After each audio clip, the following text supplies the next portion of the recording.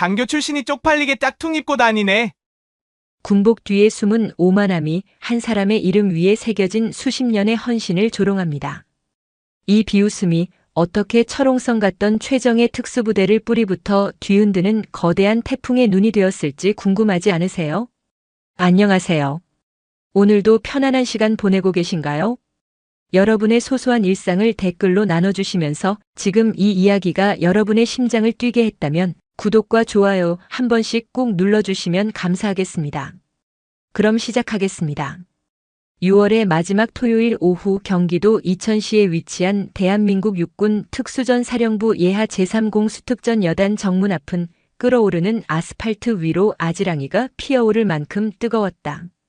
비오 부대 검은 베레모의 심장부라 불리는 이곳의 위병소는 주말의 나른함과 군부대 특유의 삼엄한 긴장감이 기묘하게 뒤섞여 있었다.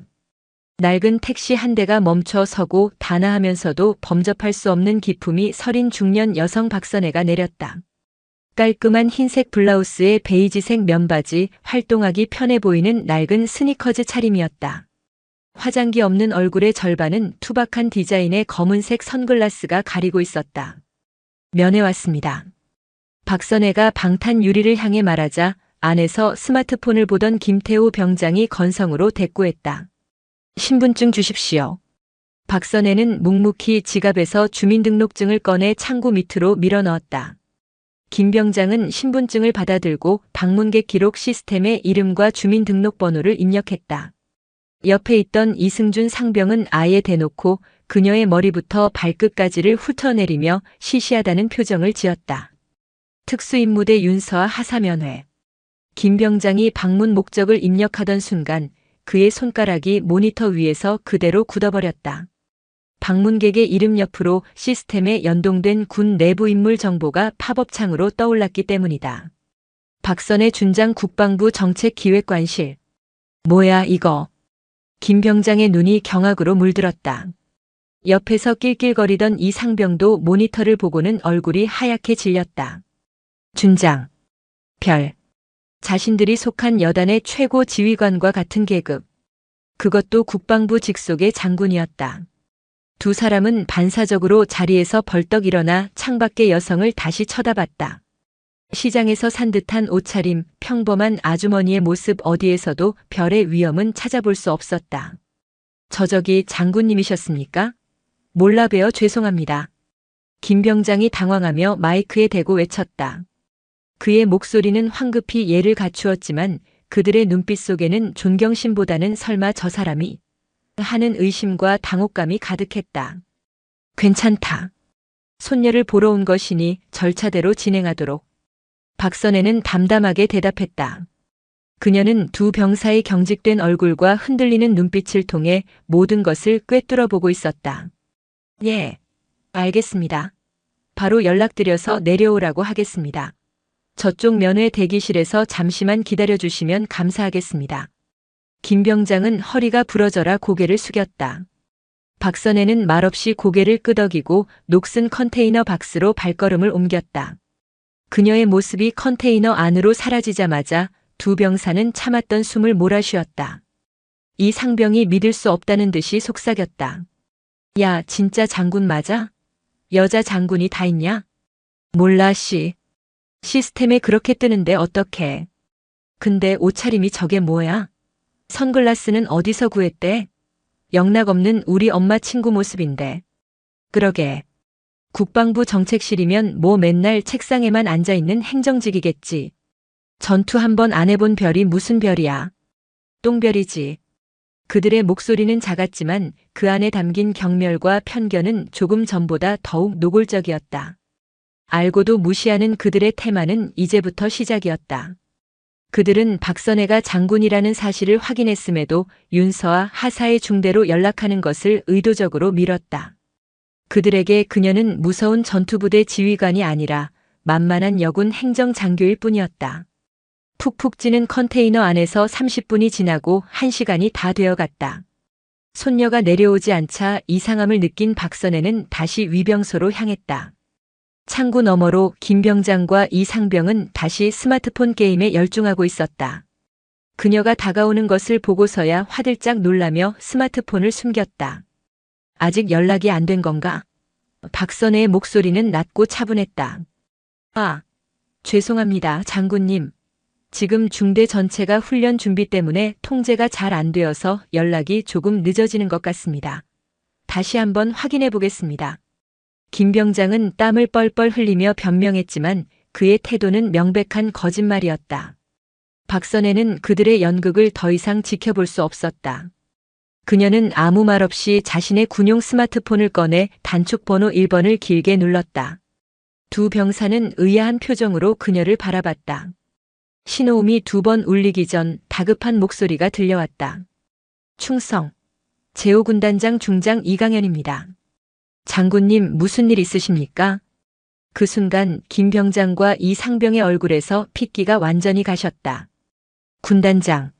자신들의 여단장이 아니라 이 일대의 모든 부대를 지휘하는 별 3개의 최고 사령관이었다. 저 아주머니 아니 장군이 단축번호 1번의 군단장을 저장해 놓은 상상조차 할 수 없는 존재였다는 사실을 깨닫는 순간이었다. 박선혜의 입에서 얼음장처럼 차가운 목소리가 흘러나왔다. 이 장군, 나 박선혜 준장이네. 지금 내가 자네 군단 예하 3여단 위병소에 와 있는데 말이야. 이곳 기강이 아주 볼만하군.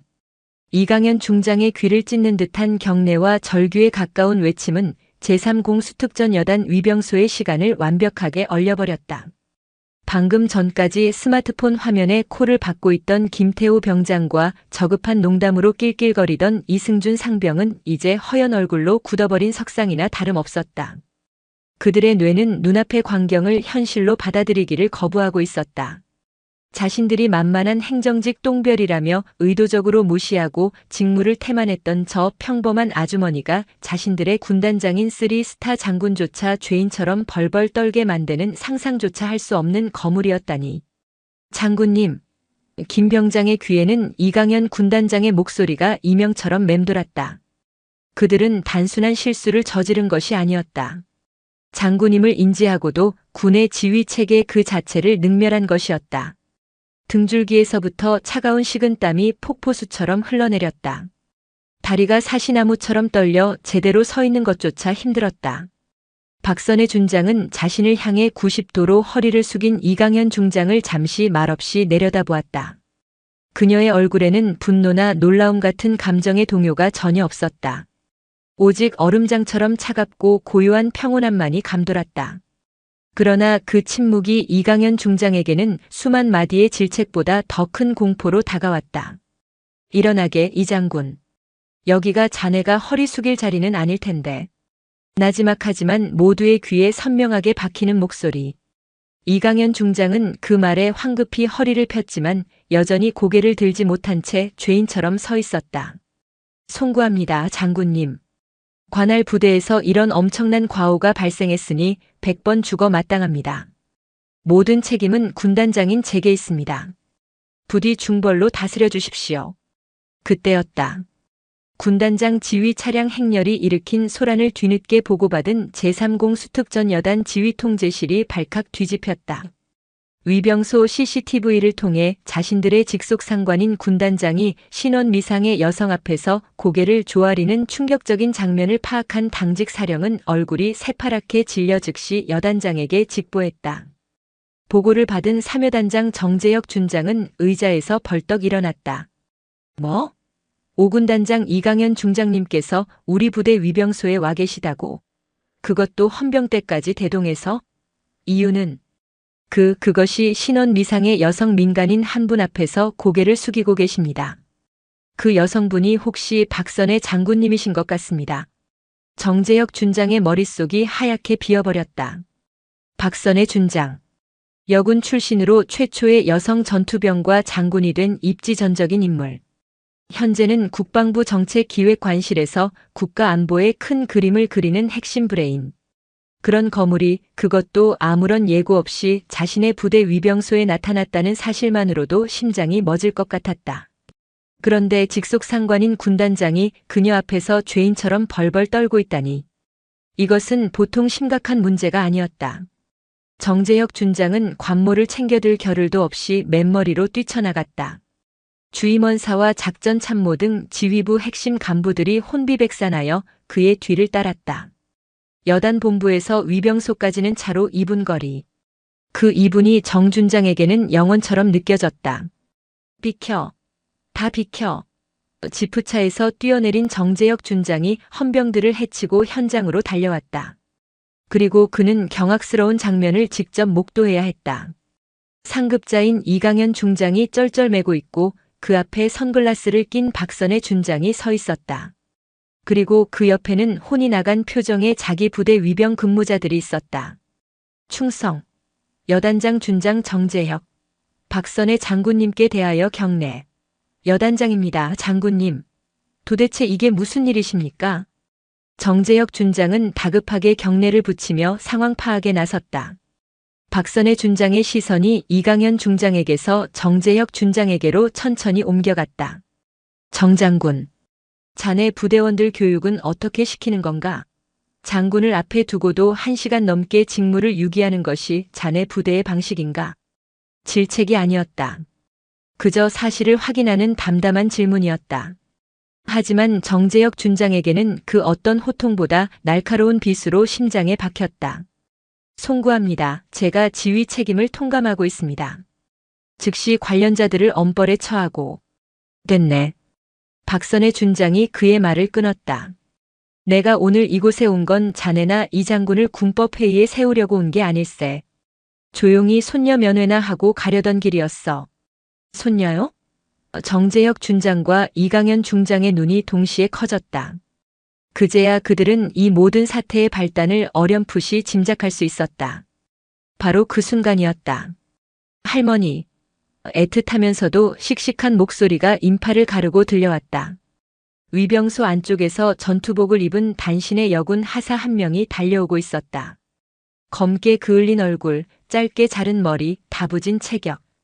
고된 훈련으로 다져진 특전 부사관의 모습이었지만 그 얼굴에는 할머니를 만난다는 설렘과 기쁨이 가득했다. 바로 박선의 준장의 손녀 윤서아 하사였다. 한참 동안 연락이 없던 중대 행정반에서 윤서아 하사. 할머님 면회 오셨다. 빨리 위병소로 가봐라. 라는 말을 전해 듣고 한달음에 달려온 터였다. 그녀는 위병소 앞에 군단장과 여단장의 지휘 차량이 질비하고 2명의 장군을 비롯한 수십 명의 장병들이 도열해 있는 살벌한 풍경을 보고는 의아한 표정을 지었다. 무슨 큰 훈련이 있나? 아니면 높으신 분들이 시찰이라도 나왔나? 하지만 그런 생각도 잠시 그녀의 눈에 수많은 인파의 중심에 서 있는 익숙한 실루엣이 들어왔다. 사랑하는 자신의 할머니 박선혜였다. 할머니, 여기까지 어쩐 일이야? 연락도 없이. 서아는 반가운 마음에 달려와 박선혜의 팔에 매달리려 했다. 그러나 그녀는 몇 걸음 못 가 우뚝 멈춰 설 수밖에 없었다. 자신이 달려오자 길을 막고 서 있던 2명의 장군이 동시에 자신을 향해 돌아보며 경악과 당혹이 뒤섞인 표정을 지었기 때문이다. 특히 자신의 직속 상관이자 하늘 같은 존재인 정재혁 여단장이 자신을 보고 안절부절 못하는 모습은 상상조차 해본 적 없는 그림이었다. 그리고 서아는 보았다. 할머니의 팔짱을 끼려던 그 찰나의 순간 할머니가 자신을 향해 아주 미세하게 고개를 가로젓는 것을. 그 눈빛은 평소에 따뜻한 할머니의 눈빛이 아니었다. 감정을 거세한 냉철하고 엄격한 지휘관의 눈빛이었다. 이게 다 무슨. 서아는 혼란스러운 표정으로 할머니와 2명의 장군, 그리고 사색이 되어 서 있는 위병소 동료들을 번갈아 쳐다봤다. 이강현 중장이 상황을 파악하고 황급히 입을 열었다. 자네가 박 장군님의 손녀인 윤서아 하사인가? 네. 네, 맞습니다만. 군단장님께서 제 이름은 어찌? 서아는 얼떨떨한 표정으로 대답했다. 그러자 정재혁 여단장이 거의 울상이 된 얼굴로 다가왔다. 윤하사. 윤하사가 왜 여기에 아니, 저분이 윤하사 할머님이셨나? 진작 보고를 했어야지. 정재혁 여단장의 다급한 외침에 윤서아 하사의 머릿속은 더욱 복잡해졌다. 평생을 교직에 몸담으시다 정년 퇴임하시고 지금은 조용히 텃밭을 가꾸며 사시는 것으로만 알았던 할머니. 물론 어릴 적부터 할머니의 반듯하고 강직한 성품을 존경해왔지만 군단장과 여단장이 동시에 벌벌 떨 위인이었다고는 상상도 해본 적이 없었다. 박선의 준장은 혼란에 빠진 손녀를 잠시 바라보다 이강현 중장과 정재혁 준장을 향해 말했다. 두 사람 모두 잠시 자리를 비켜주게. 손녀와 조용히 얘기 좀 하고 싶으니. 예, 알겠습니다, 장군님. 두 장군은 마치 구원이라도 받은 것처럼 재빨리 물러나 멀찍이 떨어진 곳에서 부동자세로 대기했다. 박선혜는 그제야 서아를 향해 부드러운 미소를 지어 보였다. 하지만 그 미소 뒤에는 깊은 슬픔과 안타까움이 서려 있었다. 서아야, 놀랐느냐? 할머니, 이게 도대체 어떻게 된 거야? 저분들은 왜 할머니한테 장군님이라고? 서아의 목소리가 가늘게 떨렸다.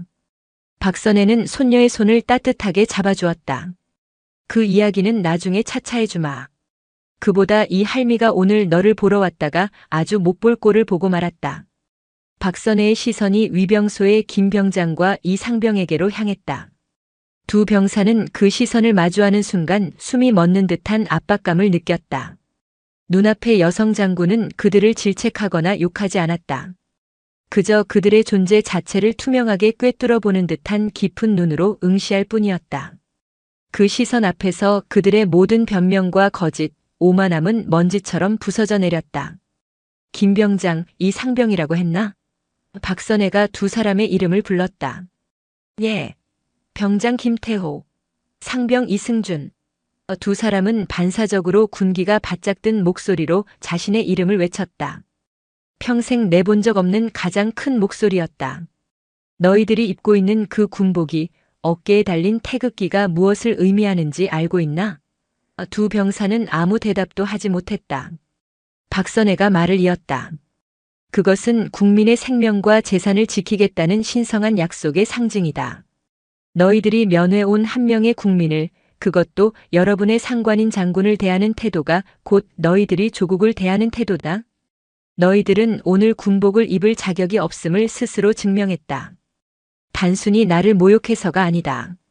국민을 기만하고 군인의 명예를 더럽혔기 때문이다. 그녀는 두 사람에게서 시선을 거두고 멀찍이 서 있는 정재혁 여단장을 향해 말했다. 정장군. 예, 장군님. 저 두 병사에 대한 징계는 자네에게 맡기겠네. 하지만 그걸로 끝이라고 생각하지 말게.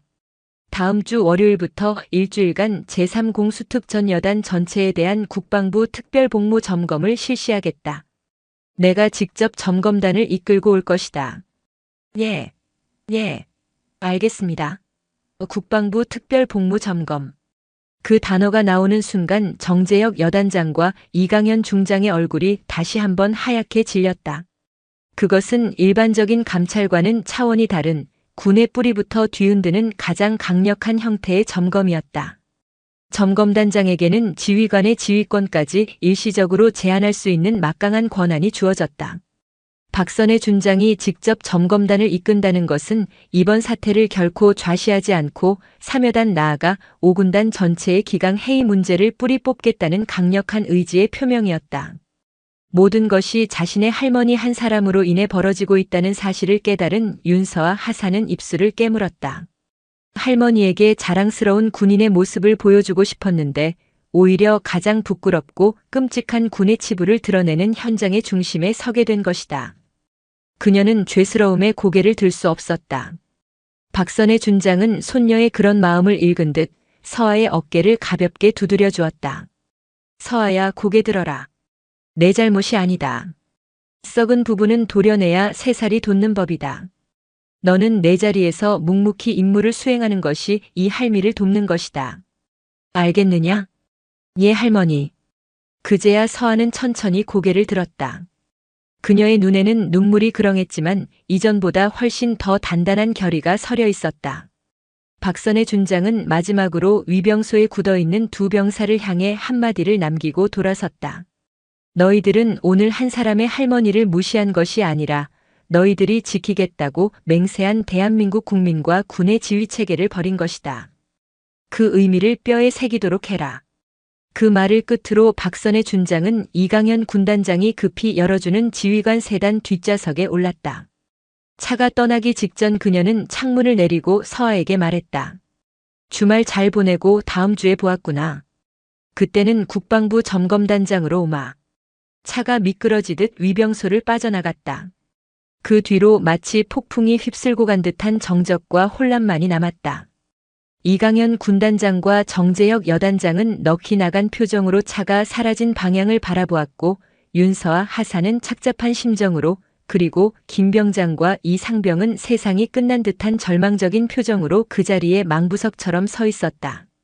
대한민국 최정예 특수부대 제3공수특전 여단의 사상 초유의 피바람을 예고하는 폭풍전야의 순간이었다.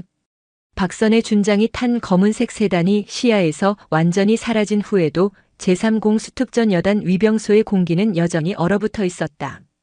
그 중심에는 군단장 이강현 중장과 여단장 정재혁 준장이 있었다. 두 명의 장성은 마치 죄인처럼 뻣뻣하게 굳어 감히 먼저 입을 열 엄두도 내지 못했다. 그들의 시선은 허공을 헤맸고 이마에 맺힌 식은 땀은 6월의 햇살 아래서도 마를 줄 몰랐다. 사건의 직접적인 원인을 제공한 김태호 병장과 이승준 상병은 이미 군단장과 함께 출동한 헌병들에게 양팔을 붙들린 채 연행된 후였다. 그들의 얼굴에서는 모든 색이 사라져 살아있는 사람이라기보다는 밀랍 인형에 가까워 보였다. 그들은 이제 더 이상 평범한 군 생활로 돌아갈 수 없음을, 아니 어쩌면 인생 전체가 그날 그 시간부로 끝장나 버렸음을 직감하고 있었다. 한참의 침묵 끝에 먼저 입을 연 것은 이강현 중장이었다. 그는 한숨을 깊게 내쉬며 정재혁 준장을 돌아보았다. 그의 눈에는 분노와 자책, 그리고 일말의 동정심이 복잡하게 뒤섞여 있었다. 정 장군, 이 일을 어찌하면 좋겠나. 정재혁 준장은 입술을 잘근잘근 씹었다. 변명할 여지가 없었다. 자신의 부대에서 자신의 부하들이 대한민국 육군의 얼굴에 먹칠을 했다. 그것도 하필이면 군내에서 가장 강직하고 청렴하기로 소문난 독사박선의 준장을 상대로. 모든 것이 제 부덕의 소치입니다. 군단장님께 누를 끼쳐 송구할 따름입니다. 지금 나한테 송구할 때가 아니지 않은가. 문제는 다음 주에 들이닥칠 국방부 특별복무점검이야. 이강현 중장의 목소리가 격앙되었다. 그는 특별복무점검이라는 단어에 힘을 주어 말했다. 그 단어의 무게를 누구보다 잘 알기 때문이었다. 박 장군님 성격에 이번 일을 결코 그냥 넘기지 않으실 걸세. 단순한 위병 근무 기강 해이 문제로 끝날 일이 아니야. 아마 자네 여단뿐만 아니라 내 군단까지 이 일대 부대 전체의 비리와 부조리를 몽땅 파헤치려 드실 게 분명해. 정재혁 준장의 안색이 더욱 어두워졌다. 이강현 중장의 말은 과장이 아니었다. 박선의 준장은 과거 감찰 참모 시절 성역 없이 비리를 척결하여 한 번 물면 절대 놓지 않는다는 의미의 독사라는 별명으로 불렸던 인물이었다. 그녀가 직접 칼을 빼들었다는 것은 이번 기회에 군에 썩은 환부를 완전히 도려내겠다는 선전포고나 마찬가지였다. 일단 여단전 장병의 휴가와 외출, 외박을 전면 통제하고 오늘부로 비상근무 체제에 돌입하겠습니다. 각 대대별로 자체 점검을 실시해서 문제될 만한 것들은 사전에 조치하고. 그런 임기응변식 처방으로 막을 수 있는 분이 아니시네. 이강현 중장이 정재혁 준장의 말을 가로막았다. 자네나 나나 우리 어깨에 달린 별이 부끄럽지 않으려면 지금이라도 솔직해져야 해. 골마 터지기 전에 우리가 먼저 살을 째야 한다는 말일세. 그는 잠시 말을 멈추고 하늘을 올려다보았다. 마치 자신의 결심을 하늘에 묻는 듯 했다. 나부터 내 군단부터 정리하겠네. 자네도 준비하게. 이번 점검은 우리 둘의 목이 날아갈 수도 있는 아주 혹독한 겨울이 될 걸세. 그 말을 남기고 이강현 중장은 자신의 차에 올랐다. 그의 얼굴에는 모든 것을 체념한 듯한 비장함이 서려 있었다. 정재혁 준장은 멀어지는 군단장의 차를 보며 마른 침을 삼켰다. 이제 피할 곳은 없었다. 거대한 폭풍의 눈 한가운데로 그는 스스로 걸어 들어가야만 했다. 한편 그 시각 특수임무대 생활관으로 돌아온 윤서와 하사는 혼란스러운 마음을 감출 수 없었다. 중대장과 행정보급관은 그녀를 보자마자 달려와 괜찮으냐고 물었지만 서한은 무슨 말로 대답해야 할지 알 수 없었다. 위병소에서 벌어진 일은 어급 비상이라는 꼬리표와 함께 순식간에 부대 전체로 퍼져나갔고 이제 그녀는 단순히 빡센 신참 하사가 아니라 원스타 장군을 할머니로 둔 절대로 건드려서는 안 될 인물이 되어 있었다. 동료 부사관들은 그녀를 대하는 태도가 180도 달라졌다. 이전까지는 은근히 무시하거나 경쟁 상대로 여기던 선임들은 이제 그녀의 눈치를 살폈고 동기들은 부러움과 시기심이 뒤섞인 미묘한 표정으로 그녀를 대했다. 서한은 그런 변화가 숨막히게 불편했다. 그녀는 오로지 자신의 실력과 노력으로 인정받고 싶었지 할머니의 후광을 얻고 싶지는 않았다. 윤하사, 괜찮아? 많이 놀랐지? 중대 유일한 여군 선임이었던 김민지 중사가 다가와 어깨를 두드리며 물었다. 그녀는 평소 서하를 못마땅하게 여기며 사사건건 트집을 잡던 인물이었다. 괜찮습니다, 김 중사님. 서하는 애써 담담하게 대답했다. 이야, 나는 정말 몰랐네. 윤 하사 할머님이 그런 대단한 분이실 줄은. 어쩐지 처음 봤을 때부터 포스가 남다르다 했어. 우리 윤 하사, 이제 아무도 못 건드리겠네. 든든한 백이 생겼으니 말이야. 김민지 중사의 말에는 가시가 돋쳐 있었다. 그것은 위로가 아니라 교묘하게 비꼬는 질투였다. 서하는 주먹을 꽉 쥐었다. 네, 나는 그런 걸 원한 게 아니야. 그녀는 소리치고 싶었지만 꾹 참았다. 지금은 감정을 드러낼 때가 아니었다. 할머니가 말씀하셨다. 내 자리에서 묵묵히 임무를 수행하는 것이 이 할미를 돕는 것이다라고. 서하는 그 말을 가슴에 새겼다. 그날 오후부터 사묘단은 그야말로 지옥으로 변했다. 여단장의 지시로 모든 장병의 휴가와 외출이 금지되었고 전부대는 비상근무 체제에 들어갔다. 간부들은 퇴근도 하지 못한 채 밤새도록 서류와 씨름했고 병사들은 하루 종일 관물대 정리와 청소, 각종 훈련 준비에 내몰렸다. 부대 전체에 팽팽한 긴장감이 감돌았고 모두의 얼굴에는 짜증과 불안감이 역력했다. 그리고 그 모든 불만의 화살은 은밀하게 윤서와 하사에게로 향했다. 아, 진짜 윤서와 하사 때문에 이게 무슨 고생이냐? 그러게 말이다. 무슨 장군 손녀가 특전사는 왜 와가지고 그냥 곱게 자랄 것이지. 다음 주에 국방부 점검까지 나온다며? 이제 다 죽었다, 우리. 수군거림은 그림자처럼 그녀를 따라다녔다. 그녀는 하루아침에 부대의 평화를 깨트린 요주의 인물이 되어버렸다. 서하는 꿋꿋하게 버티려 애썼지만 동료들의 싸늘한 시선과 노골적인 따돌림 속에서 점점 위축되어 갔다. 훈련장에서도 그녀는 철저히 고립되었다. 아무도 그녀와 파트너가 되려 하지 않았고 교관들조차 그녀를 어떻게 대해야 할지 몰라 어색한 거리를 두었다. 내가 정말 이 부대에 계속 있어도 되는 걸까? 밤이 되자 서하는 생활관 옥상에 홀로 올라가 굵은 눈물을 뚝뚝 흘렸다. 할머니를 원망한 것은 아니었다. 다만 자신의 무력함과 동료들의 편견이 서러웠다. 군인이 되겠다고 할머니처럼 멋진 군인이 되겠다고 맹세했던 자신의 꿈이 시작부터 거대한 벽에 부딪힌 것만 같아 절망스러웠다. 그리고 마침내 운명의 월요일이 밝았다. 아침부터 제3공수특 전 여단 정무는 삼엄한 경계 태세에 돌입했다. 여단장 정재혁 준장을 비롯한 모든 간부가 정문 앞에 도열하여 국방부에서 출발한 점검단을 맞이할 준비를 하고 있었다. 오전 9시 정각. 군용버스 3대와 지휘 차량 여러 대로 구성된 국방부 특별복무점검단이 위용을 드러내며 부대 안으로 들어왔다. 가장 선두에 있던 지휘 차량에서 전투복을 반듯하게 차려입고 준장 계급장을 빛내는 박선의 준장이 내렸다. 그녀는 더 이상 평범한 할머니가 아니었다. 그녀는 대한민국 국방부의 막강한 권한을 위임받은 냉철하고 엄격한 점검단장이었다. 그녀의 뒤로는 각 분야의 최고 전문가로 구성된 20명의 점검 단원들이 일사불란하게 하차했다. 그들의 날카로운 눈빛은 이미 사묘단의 모든 것을 꿰뚫어 볼 준비가 되어 있었다. 충성. 여단장 준장 정재혁 외 35명, 국방부 특별복무점검단장께 대하여 경례. 정재혁 준장이 목청이 터져라 구호를 외쳤다. 박선의 준장은 가볍게 경례를 받고는 아무런 말 없이 도열한 간부들을 천천히 훑어보았다. 그녀의 시선이 닿는 곳마다 간부들은 저도 모르게 마른 침을 삼켰다. 보고는 생략한다. 지금부터 일주일간 이곳 여단은 나의 지휘 통제하에 들어간다. 여단장은 점검 활동에 대한 모든 지원을 책임지고 그 외에 어떠한 지휘 활동도 해서는 안 된다. 알겠나? 예, 알겠습니다. 박선의 준장은 곧바로 점검단에게 지시를 내렸다. 점검 1팀은 인사 및 행정 분야, 2팀은 군수 및 보급 분야, 3팀은 훈련 및 작전 분야를 담당한다. 4팀은 나와 함께 지휘관 면담 및 부대원 고충 처리를 맡는다.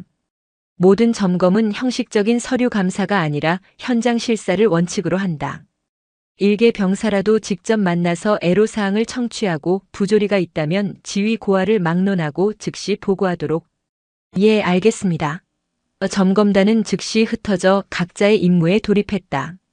그 모습은 마치 먹잇감을 발견한 사자떼처럼 신속하고 조직적이었다. 정재혁 준장과 여단 간부들은 속수무책으로 그들의 활동을 지켜볼 수밖에 없었다. 박선의 준장이 이끄는 4팀은 곧바로 부대 내에 소원 수리함을 설치하고 익명성이 보장되는 1:1 면담을 시작했다. 처음에는 눈치를 보던 병사들은 점검단이 진심으로 자신들의 이야기에 귀를 기울여 준다는 사실을 알게 되자 그동안 억눌러왔던 불만과 부조리를 분노의 경류처럼 쏟아내기 시작했다. 간부들의 상습적인 폭언과 욕설, 훈련 물자, 횡령, 가혹 행위, 인사비리 의혹 그동안 수면 아래 감춰져 있던 사묘단의 추악한 민낯이 하나둘씩 드러나기 시작했다.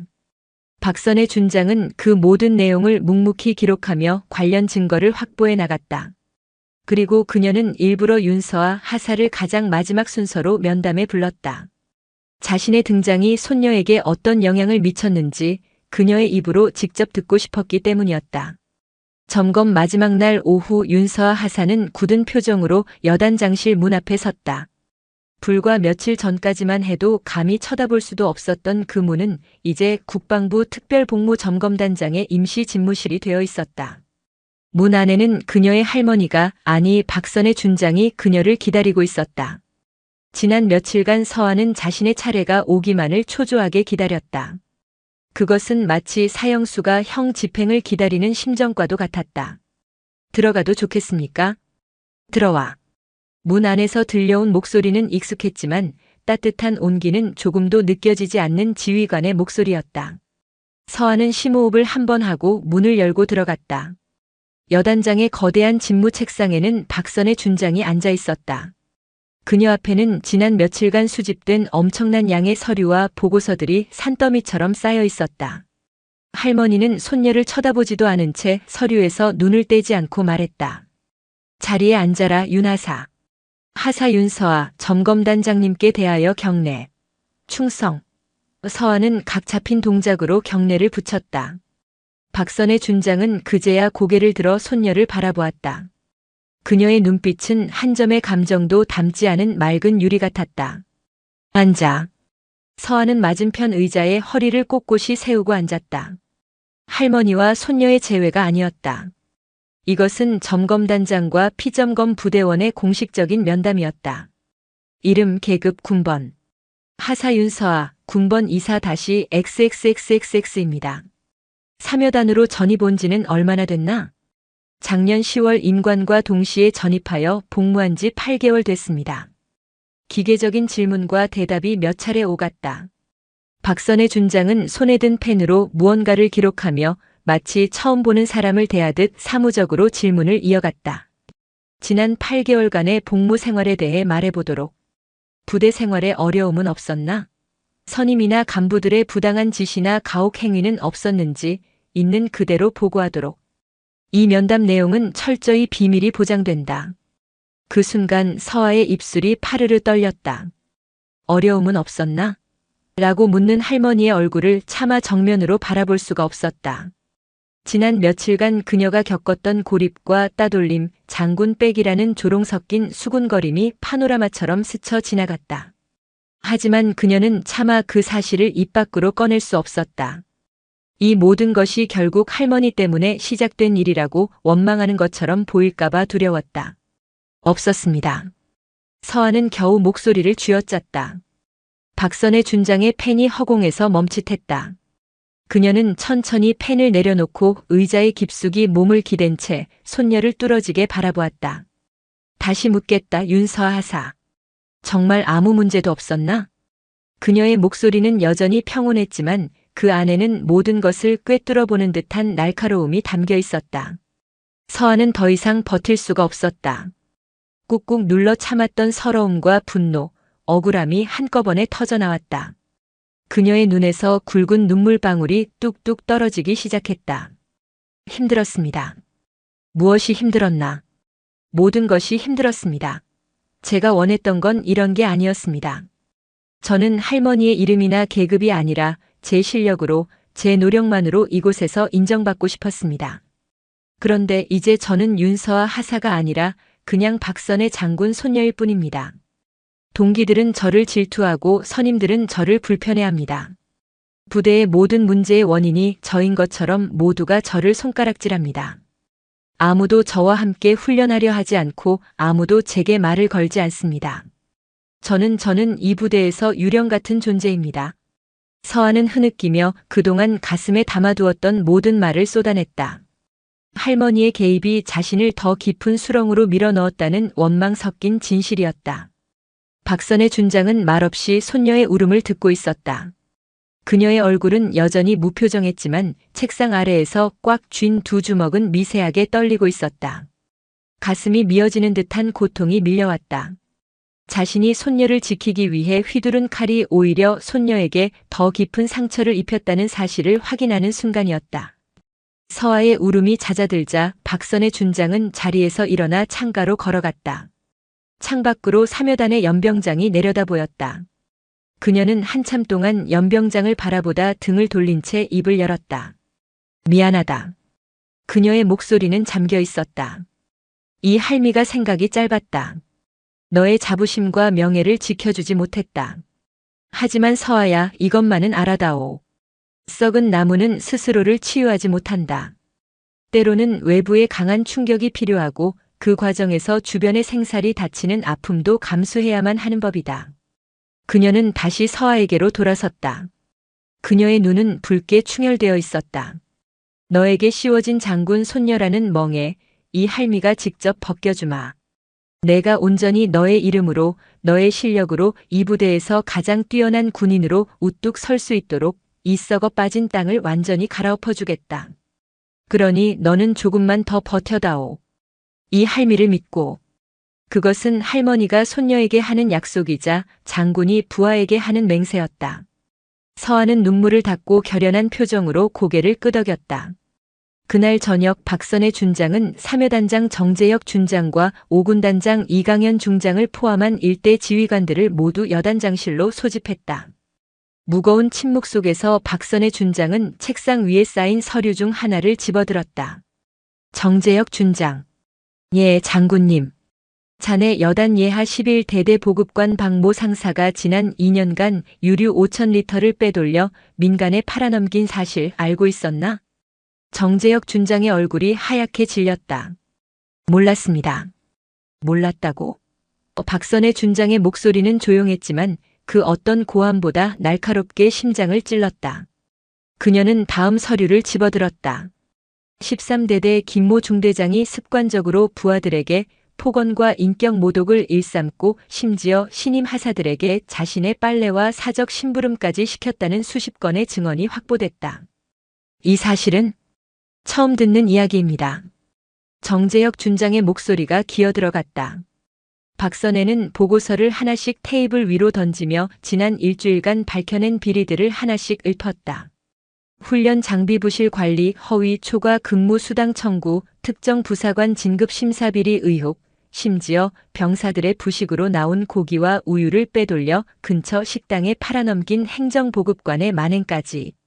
그 내용은 충격적이다 못해 참담했다. 제3공 수특전여단.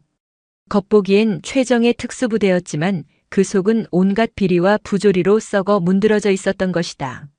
모든 보고를 마친 박선의 준장은 싸늘한 눈으로 정재혁 준장을 바라보았다. 이 모든 것이 자네 부대에서 일어난 일이다. 그런데도 자네는 몰랐다. 처음 듣는다고 말하는가? 지휘관이 부하들의 고통을 모르고 부대의 실상을 파악하지 못하는 것, 그것이 바로 가장 큰 죄다. 자네는 지휘관으로서 그리고 군인으로서 실격이다. 그녀는 자리에서 일어나 이강현 중장을 향해 말했다. 이 장군, 국방부 장관님께 보고드렸다. 오늘부로 제3공 수특 전 여단장 정재혁 준장을 직위 해제한다.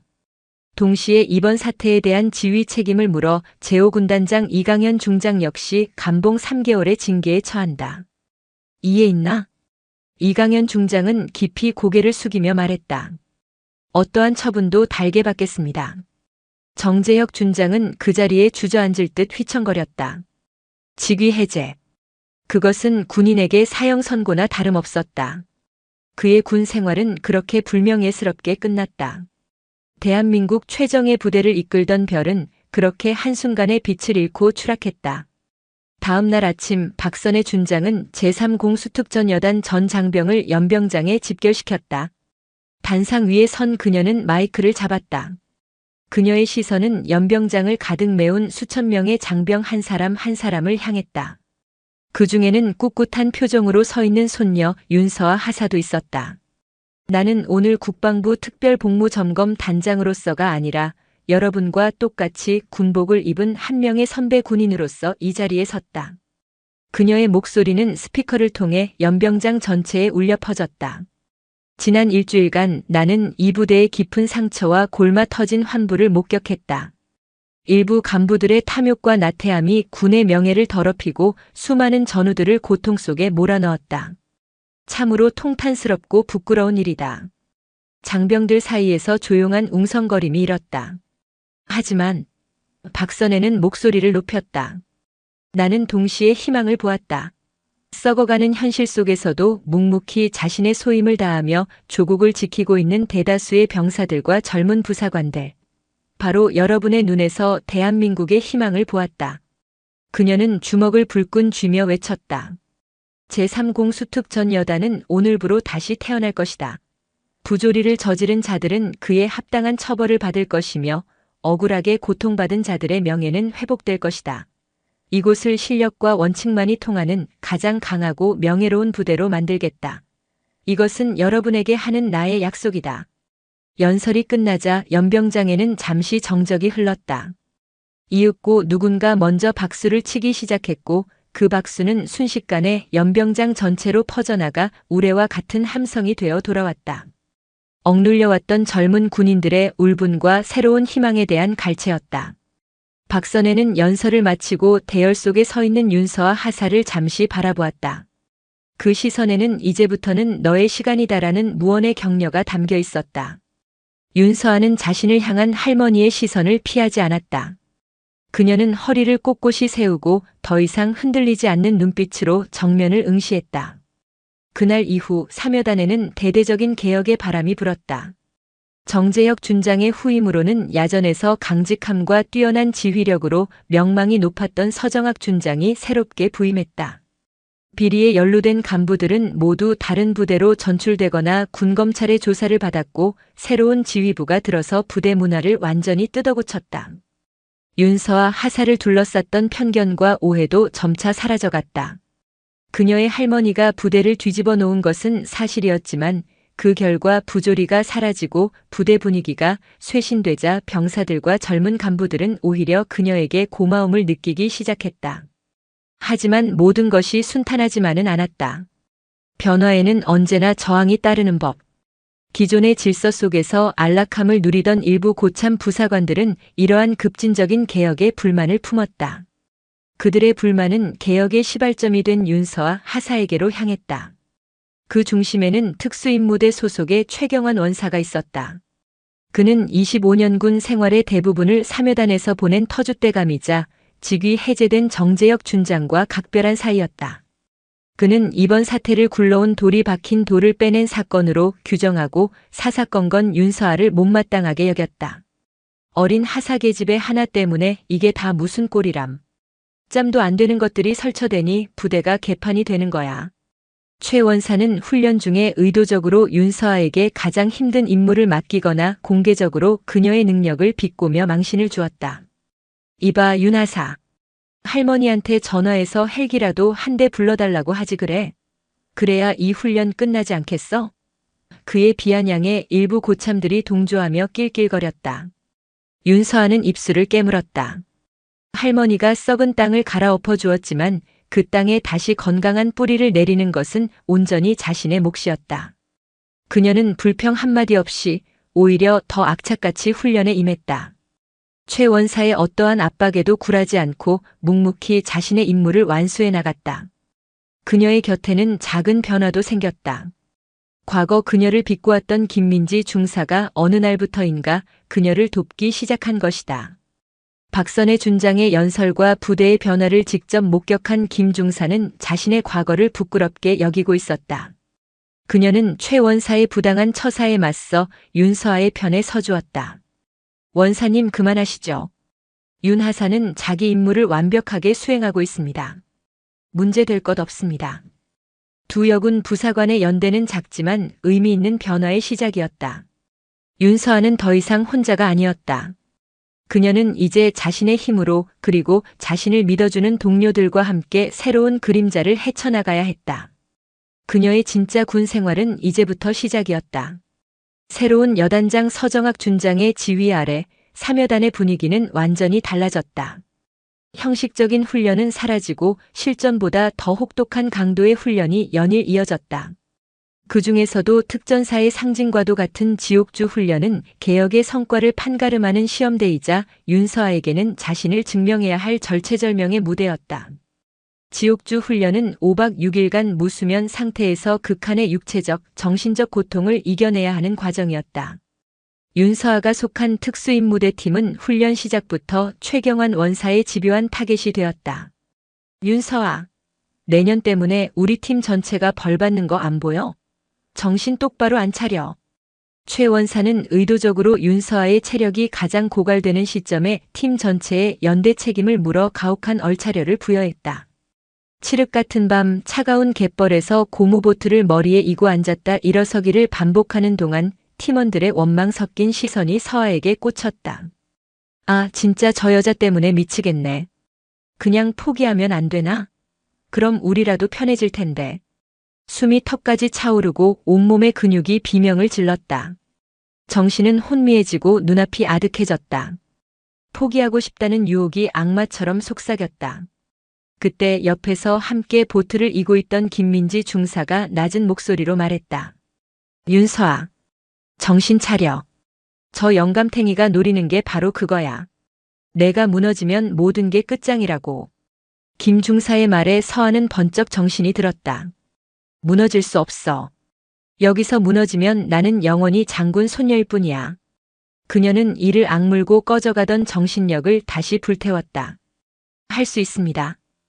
그녀는 자신도 모르게 고함을 질렀다.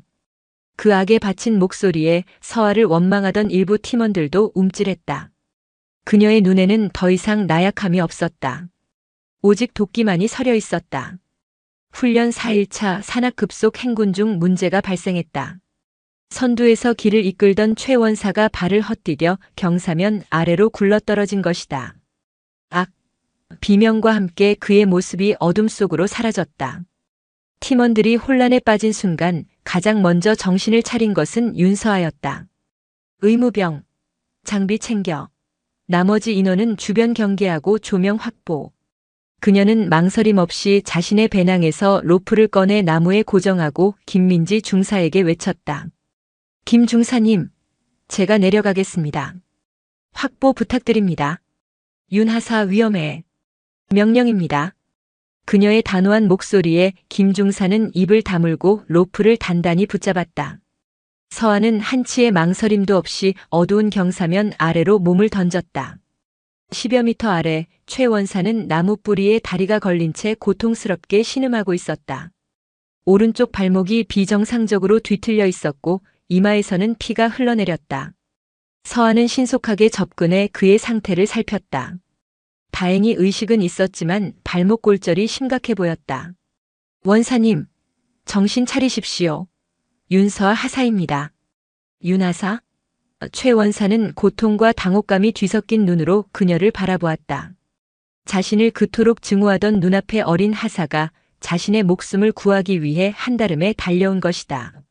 서아는 능숙한 솜씨로 최 원사의 부상 부위를 부목으로 고정하고 지혈했다. 무선으로 상황을 보고하고 구조를 요청하는 그녀의 목소리는 침착하고 흔들림이 없었다. 위기 상황에서 보여준 그녀의 판단력과 행동력은 베테랑 부사관 못지않았다. 구조 헬기가 도착하기까지 남은 30분은 영원처럼 길게 느껴졌다. 차가운 밤 공기 속에서 침묵이 흘렀다. 먼저 입을 연 것은 최 원사였다. 왜 그랬나? 내가 자네를 어떻게 대했는지 알면서. 서하는 어둠 속에서 타오르는 모닥불을 바라보며 담담하게 대답했다. 원사님은 제 상급자이자 함께 작전하는 전우이기 때문입니다. 전장에서는 개인적인 감정보다 임무와 전우의 안전이 우선이라고 배웠습니다. 그녀의 대답에 최 원사는 아무 말도 할 수 없었다. 전우. 그가 군 생활 내내 입에 달고 살았던, 그러나 어느 순간부터 잊고 있었던 단어의 무게가 가슴을 짓눌렀다. 그는 그저 자신의 기득권과 자존심을 지키기 위해 어린 부하를 핍박했을 뿐이다. 부끄러움이 파도처럼 밀려왔다. 이윽고 헬기 소리가 가까워지고 구조대가 내려왔다. 최 원사는 들것에 실려 올라가기 직전 서하의 손을 붙잡았다. 그의 거친 손에는 힘이 실려 있었다. 미안했다. 그리고 고맙다 윤하사. 그것은 진심이었다. 절벽 아래 차가운 어둠 속에서 두 군인의 얼어붙었던 마음이 비로소 녹아내리고 있었다. 최경환 원사의 구조작전은 다음날 부대 전체에 알려졌다. 단순한 사고가 아니었다.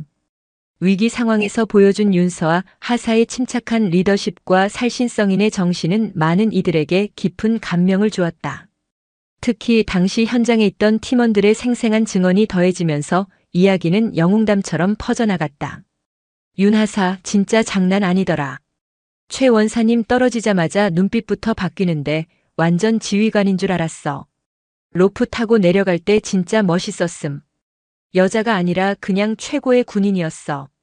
그녀를 향한 수군거림은 더 이상 장군 손녀에 대한 질투가 아니었다.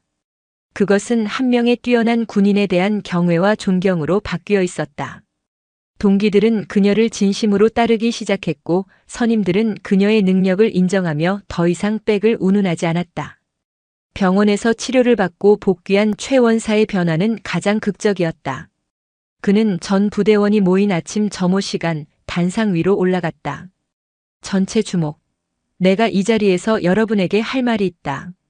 그는 지난 자신의 과오를 솔직하게 인정하고 자신을 구해준 윤서와 하사에게 공개적으로 감사를 표했다.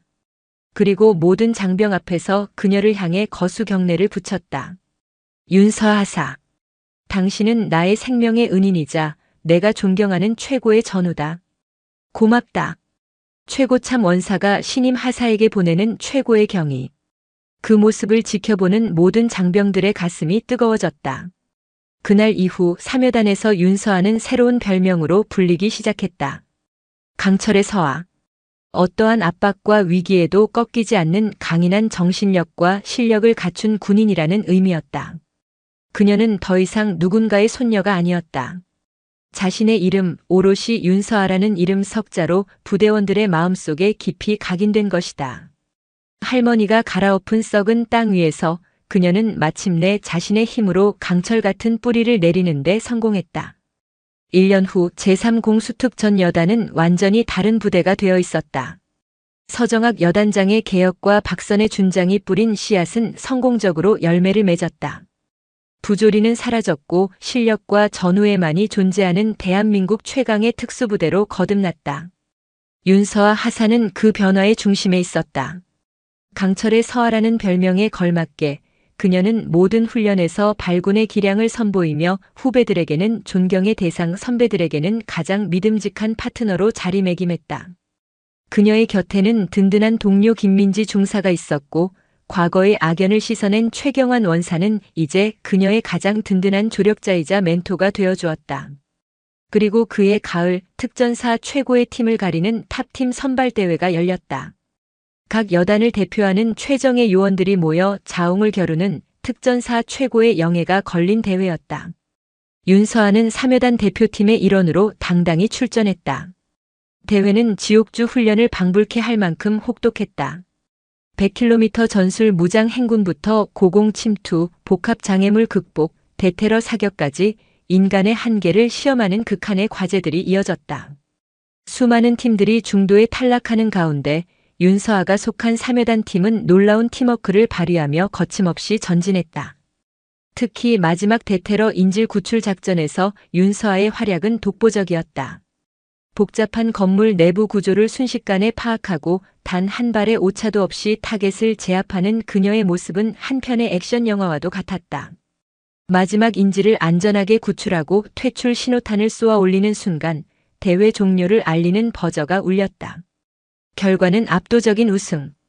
제3공 수특전 여단팀이 마침내 특전사 탑팀의 영광을 차지한 것이다. 시상식 날 팀의 에이스로 활약한 윤서아 하사는 팀을 대표하여 사령관으로부터 대통령 표창을 수여받았다. 단상 위에 올라선 그녀의 어깨는 1년 전과는 비교할 수 없을 만큼 당당했고 눈빛은 그 어떤 별보다 밝게 빛나고 있었다. 수많은 장군과 동료들의 박수갈채를 받는 그녀의 모습을 시상식장 가장 뒤편에서 한 중년 여성이 조용히 지켜보고 있었다. 사복 차림의 박선혜였다. 그녀는 얼굴을 가린 선글라스 안으로 조용히 흘러내리는 눈물을 닦았다. 이제 손녀는 자신의 도움 없이도 스스로의 힘으로 가장 높은 곳에서 가장 밝게 빛나는 별이 되어 있었다. 시상식이 끝나고 며칠 후 윤서아는 오랜만에 휴가를 내어 할머니의 집을 찾았다. 텃밭에서 상추를 돌보던 박선혜는 손녀를 보고 환하게 웃었다. 더 이상 그녀는 독사라 불리던 냉철한 장군이 아니었다. 사랑하는 손녀를 맞이하는 평범하고 따뜻한 할머니의 모습이었다. 두 사람은 툇마루에 나란히 앉아 따스한 가을 햇살을 받았다. 서아는 말없이 자신의 군번줄을 풀어 박선혜의 손에 쥐어주었다. 군번줄에는 1년 전의 고뇌와 오늘의 영광이 고스란히 담겨 있었다. 할머니 고맙습니다. 내가 한 것은 밭을 갈아준 것뿐이다. 씨앗을 심고 비바람을 이겨내어 열매를 맺은 것은 온전히 너의 힘이었어, 서아야. 박선혜는 손녀의 손을 따뜻하게 잡아주었다. 그녀의 시선은 손녀의 어깨에 넘어 푸른 가을 하늘을 향해 있었다. 내가 군복을 입었던 이유는 단 하나였다. 내가 사랑하는 사람들이 이 평화로운 하늘 아래서 행복하게 살 수 있도록 지켜주고 싶었기 때문이지. 너 역시 그 길을 걷고 있구나. 아주 훌륭하게. 할머니가 걸어오신 길이 얼마나 위대한지 이제야 조금은 알 것 같습니다. 저도 할머니처럼 제복의 무게를 잊지 않는 군인이 되겠습니다. 두 사람 사이에는 더 이상 많은 말이 필요 없었다. 할머니의 어깨에 빛나던 하나의 별 그리고 손녀의 가슴 속에서 이제 막 떠오르기 시작한 또 하나의 별. 두 개의 별은 세대를 이어 조국을 지키겠다는 숭고한 약속으로 이어져 그날의 가을 하늘 아래 영원히 빛나고 있었다. 부대를 발칵 뒤집었던 그날의 소동은 결국 썩은 것을 도려내고 새로운 희망을 싹 틔운 아프지만 반드시 필요했던 성장통으로 제3공 수특전 여단의 역사에 그리고 한 젊은 군인의 가슴에 깊이 기록되었다. 푹푹 찌는 여름 먼지와 땀 냄새 가득한 예비군 훈련장. 앳된 얼굴에 일병 조교가 소리쳤지만 그의 목소리는 허공에 흩어졌습니다. 그때 팔뚝에 용문신을 한 험상궂은 예비군이 다가와 조롱했습니다. 야, 꼬마야. 목소리에 힘 좀 줘라. 엄마 젖 더 먹고 와야겠네. 그러자 남루한 전투복 차림의 늙은 예비군 교관이 다가왔고 비웃던 깡패는 순식간에 아스팔트에 처박혔는데요. 방금 전까지 평범해 보였던 그의 정체는 과연 무엇이었을까요? 영상을 시청하신 후 이야기가 마음에 드셨다면 구독과 좋아요, 알림 설정 부탁드립니다. 감사합니다. 숨막히는 열기가 아스팔트 위로 아지랑이처럼 피어오르는 여름의 끝자락이었다. 경기도 외곽에 위치한 예비군 훈련장은 수백 명의 사내들이 내뿜는 땀과 담배 연기, 그리고 희미한 총기 기름 냄새가 뒤섞여 역겨운 막을 형성하고 있었다. 갓 자대 배치를 받아 조교 임무에 투입된 이진우 이병의 애띤 얼굴에는 어설픈 긴장감만이 가득했다. 그의 가느다란 목소리는 수십 년 묵은 베테랑 예비군들의 나른한 소음 속에 맥없이 묻혔다. 다음 훈련장으로 이동하겠습니다. 이쪽으로 두 줄 정렬해 주십시오. 이진우의 외침에 돌아오는 것은 노골적인 비웃음과 무시뿐이었다. 사회에서는 한창 실무를 뛰거나 가정을 이끌 남자들은 자신들보다 10살은 좋기 어려 보이는 이등병 조교를 어린애 취급했다.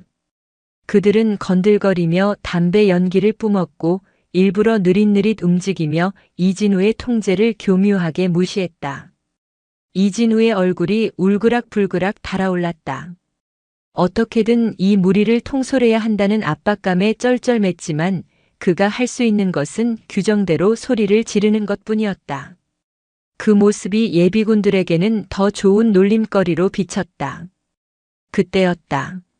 무리의 뒤편에서 유독 거슬리는 기운을 뿜어내던 사내가 앞으로 나섰다. 다부진 체격에 짧게 깎은 머리, 전투복 소매를 걷어올린 팔뚝에는 용 문신이 꿈틀거렸다. 이 바닥에서는 이름 꽤나 알려진 조직의 중간 보스 김철민이었다. 며칠 전 라이벌 조직과의 패싸움으로 골치가 아팠는데 하필 이런 날 훈련이 잡혀 아침부터 속이 뒤틀려 있었다. 김철민은 이진우의 어설픈 모습을 삐딱하게 지켜보고 있었다. 가뜩이나 짜증이 솟구치는데 애송이 군바리가 앞에서 깔짝대는 꼴이 눈에 거슬렸다. 그는 다른 예비군들이 낄낄대는 틈을 타 이진우의 뒤로 성큼 다가갔다. 야! 낮고 위협적인 목소리에 이진우가 화들짝 놀라 돌아섰다. 그 순간 짝하는 마찰음과 함께 이진우의 고개가 거칠게 돌아갔다. 김철민이 손바닥으로 그의 뒤통수를 후려친 것이었다. 방탄모가 벗겨질 정도의 충격은 아니었지만 수백 명이 보는 앞에서 군복 입은 군인의 명예를 짓밟고 모욕감을 주기에는 충분했다. 대충 해, 이 새끼야. 김철민이 이죽거리며 한 걸음 더 다가섰다. 이진우는 뒷목을 감싸 쥔 채 아무 말도 못하고 눈만 끔뻑였다. 공포가 그의 혀를 마비시켰다. 훈련장의 공기가 싸늘하게 얼어붙었다. 하지만 그것도 잠시 몇몇 예비군들이 그 광경을 보며 키득거리기 시작했다. 웃음소리는 전염병처럼 퍼져나갔다. 이진우는 수치심과 공포로 눈가가 뜨거워지는 것을 느꼈다. 그는 자신을 때린 김철민보다 이 상황을 방관하며 조롱하는 수십 개의 눈동자에 더 큰 절망을 느꼈다. 김철민은 이진우의 어깨를 한 번 더 거칠게 밀치고는 마치 왕이라도 된 듯 무리 한가운데로 돌아가 담배에 불을 붙였다. 이진우는 떨리는 손으로 방탄모를 고쳐 쓰고 다음 장소로 인솔을 시작했다. 그의 목소리는 아까보다 더 형편없이 떨리고 있었다. 그 누구도 이 작은 폭력에 대해 문제를 제기하는 사람은 없었다. 마치 당연한 서열 놀이인 것처럼 혹은 자신과는 상관없는 불쾌한 해프닝인 것처럼 모두가 침묵하고 동조했다. 이진우의 마음속에서는 무언가 단단히 부서져 내리고 있었다. 다음 훈련은 사격이었다. 예비군 훈련 중 유일하게 실질적인 긴장감이 감도는 시간. 사격장의 통제는 다른 훈련장과 달랐다. 갓 20살을 넘긴 이등병 조교 대신 동원 훈련에 참여한 예비역 장교들이 조교 임무를 맡고 있었다. 그들은 대부분 대위나 중위로 전역한 이들로 현역 시절의 경험과 몸에 밴 책임감으로 사격장을 엄격하게 통제했다. 사격장에서는 일절 잡담을 금합니다. 통제관의 지시에 불응할 시 즉각 퇴소 조치합니다. 날카로운 안경을 쓴 예비역 대위 교관이 저렁저렁하게 외쳤다. 하지만 김철민에게는 그조차 우습게 보일 뿐이었다. 어차피 똑같은 예비군 주제에 유난 떨기는. 그는 껌을 질겅 씹으며 삐딱한 자세로 서 있었다. 김철민은 네 번째 사로에 배정받았다. 그는 K2 소총을 받아들고 엎드려 쏴 자세를 취했다. 교관이 사로를 돌며 사수들의 자세와 장비 착용 상태를 점검했다. 특히 중요한 것은 탄피 수거망이었다. 네 번째 사수, 탄피 수거망 제대로 결착합니다. 교관이 김철민의 어깨를 툭 치며 지적했다. 김철민은 수거망을 대충 총기에 걸쳐 놓았을 뿐 고정 클립을 제대로 채우지 않은 상태였다. 아, 예. 합니다. 해. 김철민은 건성으로 대답하며 수거망을 만지작거렸지만 여전히 클립을 완벽하게 채우지 않았다. 귀찮다는 티를 노골적으로 냈다. 교관은 한숨을 내쉬었지만 일단 다음 사로로 이동하며 재차 경고했다. 사격 개시 통제관의 명령이 떨어지자 훈련장에 날카로운 총성이 울려 퍼지기 시작했다. 김철민도 표적을 향해 방아쇠를 당겼다. 첫 발, 둘째 발. 그런데 셋째 발을 격발하는 순간 제대로 결착되지 않은 탄피 수거망이 총기의 반동을 이기지 못하고 팅 소리와 함께 튕겨나갔다. 그리고 방금 격발된 벌겋게 달아오른 탄피가 수거망으로 들어가지 못하고 허공으로 튀어올랐다. 악! 탄피는 정확히 김철민의 오른쪽 눈 아랫부분, 방탄 헬멧이나 사격용 고글이 가려주지 못하는 사각지대를 강타했다. 쇠붙이가 살을 태우는 듯한 극심한 고통이 안구를 파고들었다. 시발. 김철민은 총을 내팽개치다시피 하며 얼굴을 감싸쥐었다. 사격 중지. 사격 중지. 네 번째 사수 총기 내려놔. 교관이 고함을 질렀다. 모든 사격이 중단되었다. 하지만 고통과 분노로 이성을 잃은 김철민에게는 아무 소리도 들리지 않았다. 그는 이 모든 상황이 자신을 무시한 교관과 이 빌어먹을 훈련 탓이라고 생각했다. 그는 벌떡 일어섰다. 그리고는 바로 뒤에서 대기하고 있던 다음 순서의 예비군 멱살을 거칠게 움켜쥐었다. 어떤 새끼야? 너지 씨발. 영문도 모른 채 멱살을 잡힌 예비군은 눈을 동그랗게 떴다. 김철민은 고통을 분노로 표출하며 멱살 잡은 손에 힘을 주어 상대를 끌어당기고는 남은 주먹을 안면에 내지르려 했다. 사격장에서, 그것도 실탄이 장전된 총기들이 질비한 곳에서 폭력이 발생한 일촉즉발의 상황이었다. 예비역 장교 교관들이 달려왔지만 이미 눈이 돌아간 김철민의 기세에 쉽사리 접근하지 못했다. 김철민의 주먹이 목표 지점에 닿기 직전 사격장의 소란을 뚫고 그림자 하나가 삽시간의 거리를 좁혔다. 그는 다른 교관들처럼 소리치거나 허둥대지 않았다. 그는 아까부터 사격장 뒤편에서 전체 상황을 조용히 지켜보고 있던 중년의 예비역 교관이었다. 다른 젊은 장교 출신 교관들과 달리 그는 계급장도 이름표도 없는 구형 전투복을 입고 있었지만 그에게서는 나이에서 오는 노련함 이상의 뭐라 형언할 수 없는 위압감이 풍겼다. 중년 교관의 손이 번개처럼 뻗어나와 주먹을 날리는 김철민의 팔뚝이 아닌 그 손목 관절을 정확하게 움켜쥐었다. 크억. 김철민은 비명조차 지르지 못했다. 주먹을 날리는 힘의 방향과 정확히 반대되는 각도로 손목이 꺾이자 뼈와 인대가 뒤틀리는 끔찍한 고통이 팔을 타고 척추까지 전해졌다. 그의 주먹은 목표물 앞에서 무력하게 멈췄다. 교관은 꺾은 손목을 놓지 않은 채 그대로 김철민의 몸을 반바퀴 돌렸다. 동시에 교관의 발이 김철민의 오금 정확히는 균형을 잡고 있던 다리의 아킬레스건 부근을 낮고 강하게 쓸어찼다. 그것은 마치 낫으로 벼를 베듯 상대의 중심을 완벽하게 무너뜨리는 간결하고 치명적인 동작이었다. 손목이 꺾인 고통에 더해 하체의 균형까지 잃어버린 김철민의 거구는 속절없이 공중에 떴다가 사격장 바닥에 마른 흙 위로 내동댕이 쳐졌다. 수백 명의 예비군과 조교들 그리고 현역 간부들까지 모두가 믿을 수 없는 광경을 숨죽인 채 지켜봤다. 중년의 교관 박희선은 바닥에서 신음하는 김철민을 차갑게 내려다봤다. 사격장에서의 폭력은 군형법상 가중처벌 대상이다. 내 놈이 예비군이 아니라 현역이었다면 지금 즉시 다리가 부러졌을 거다.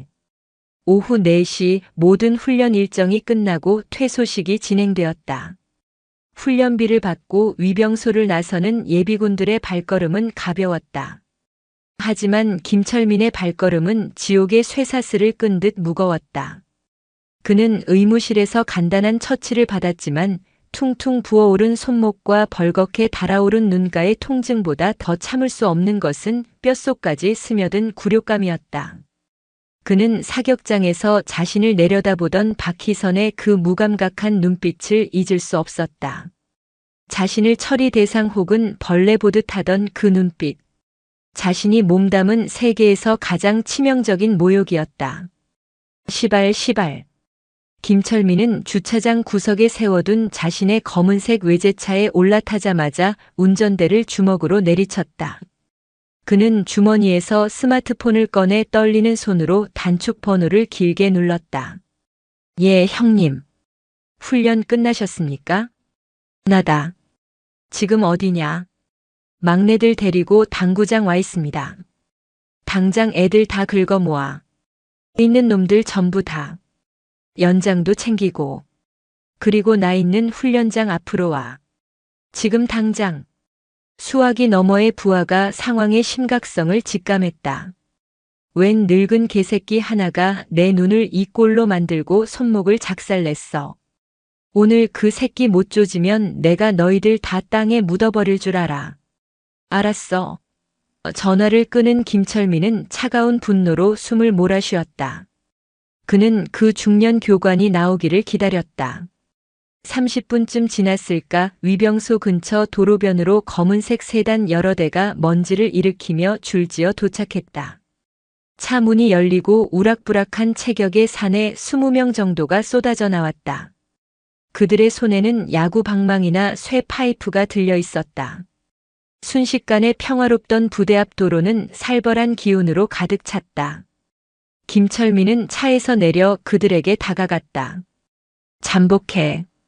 웬 중년 남자 하나가 나올 거다. 전투복 입고 있을 거고.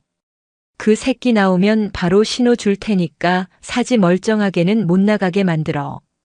오늘 내가 당한 거 10배로 갚아준다. 해가 뉘엿뉘엿 지며 훈련장 주변의 산 그림자가 길게 늘어졌다. 김철민의 의심이 깊어질 무렵 위병소 초소에서 그림자 하나가 걸어 나왔다. 아까 사격장에서 자신을 제압했던 바로 그 중년 교관이었다. 그는 더러워진 전투복을 그대로 입은 채 별다른 짐도 없이 터벅터벅 걸어 나오고 있었다. 마치 자신을 기다리는 20명의 살기 등등한 사내들이 보이지 않는다는 듯 너무나도 태연한 걸음걸이였다. 저 새끼들아. 조직원들의 시선이 일제히 박희선에게로 향했다. 박희선은 위병소를 통과해 도로변으로 나섰다. 그리고는 자신을 중심으로 반원을 그리며 포진한 불길한 무리를 정면으로 마주했다.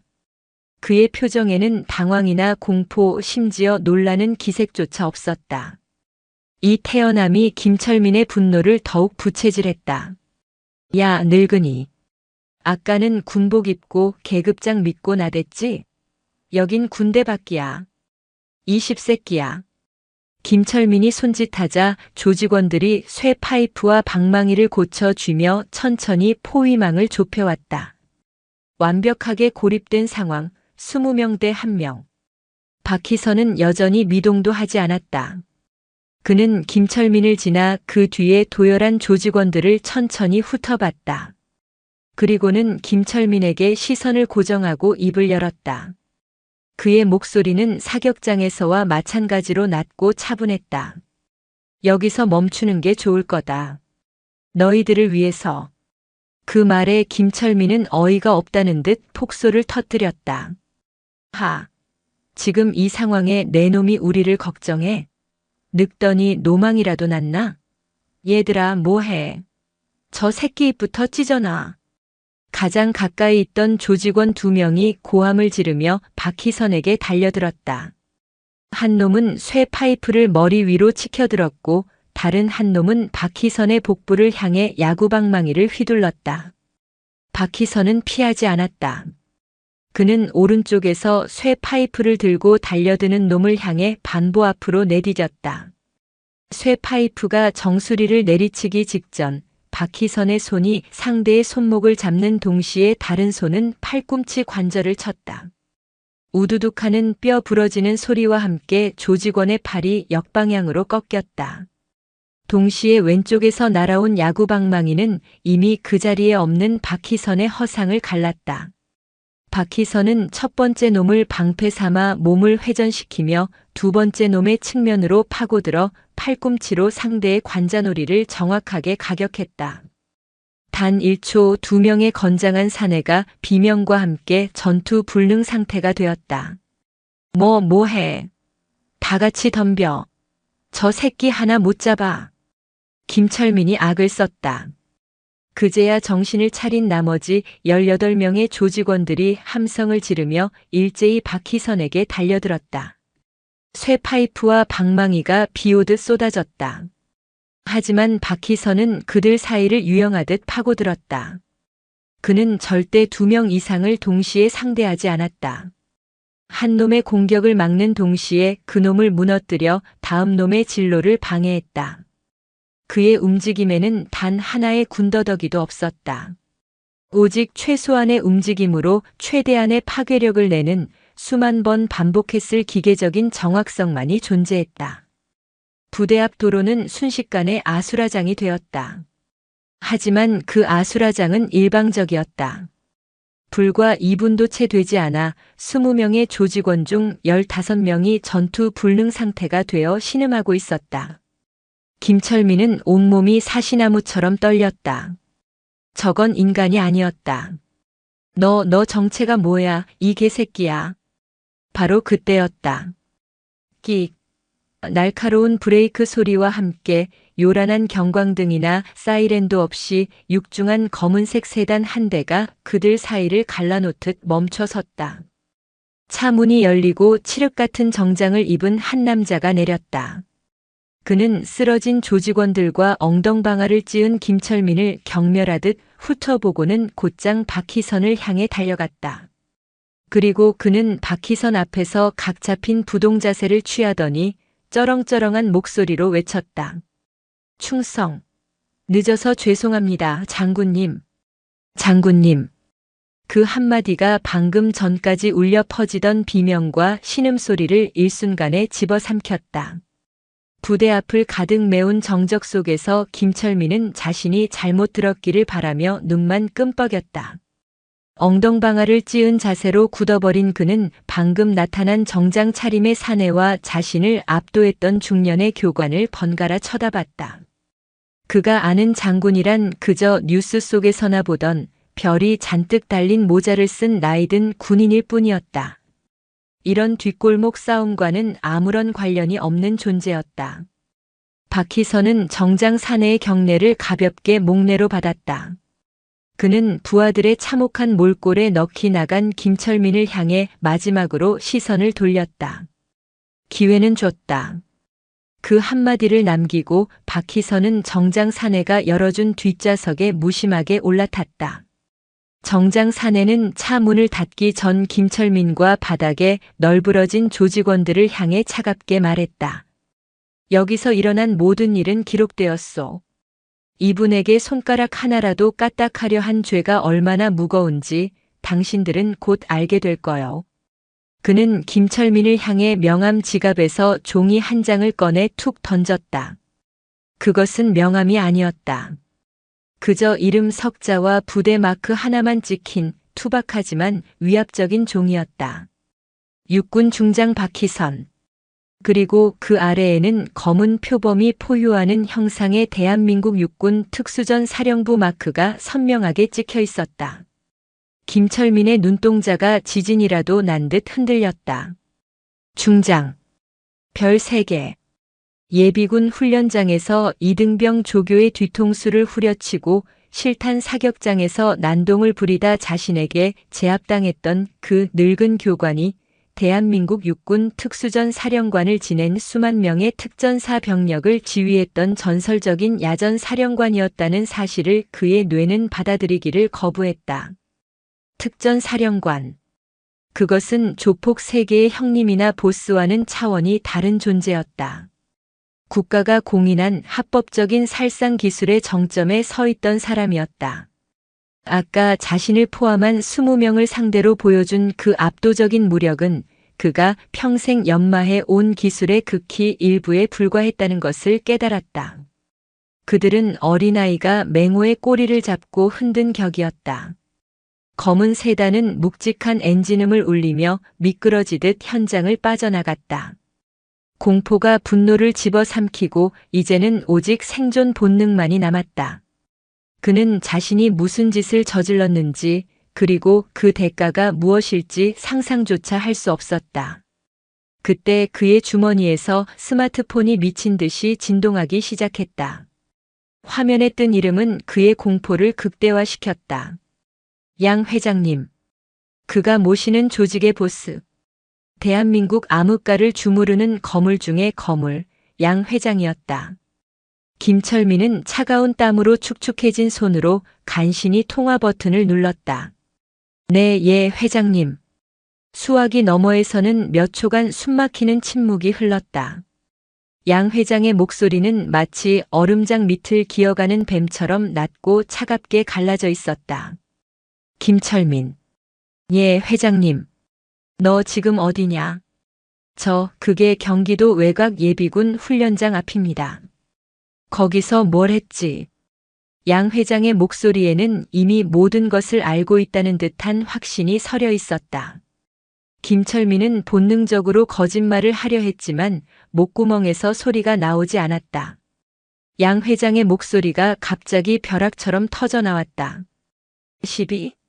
이 미친 새끼야. 내 놈이 지금 누구를 건드린 줄 알아?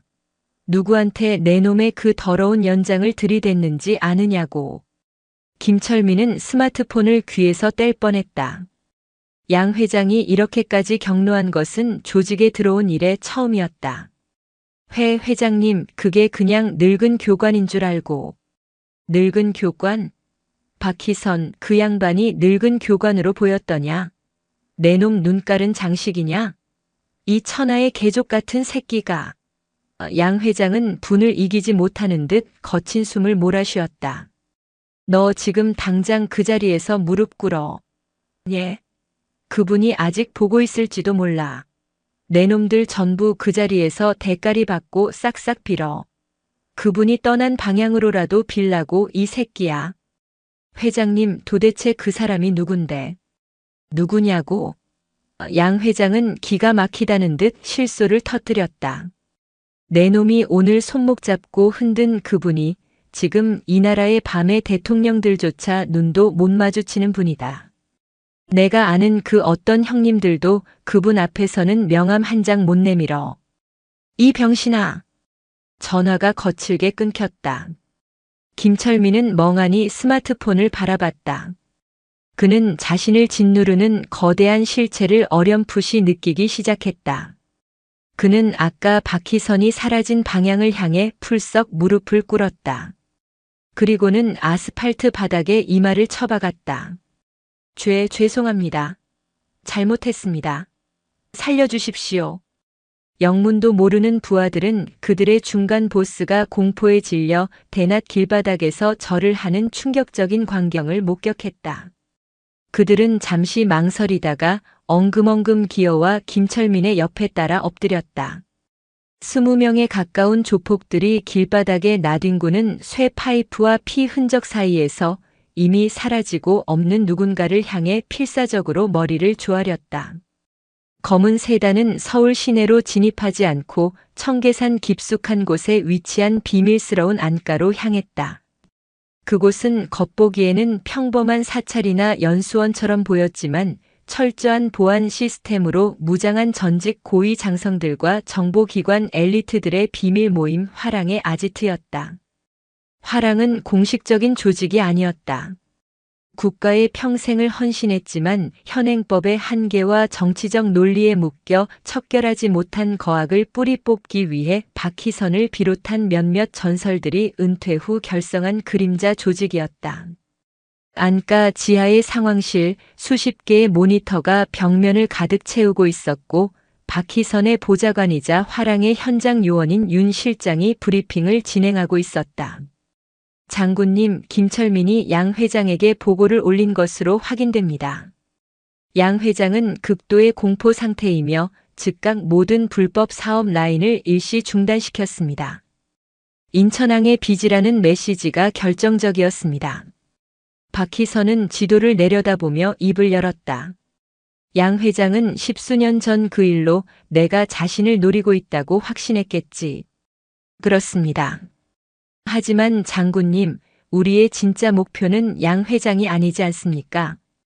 윤 실장의 말에 박희선이 고개를 끄덕였다. 양 회장은 그저 거대한 카르텔의 중간 관리자에 불과해. 우리가 노리는 것은 양 회장을 넘어 군 내부와 결탁하여 국가 안보를 좀먹고 있는 그림자다. 이것이 바로 박희선이 계획한 이중 반전의 첫 번째 핵심이었다.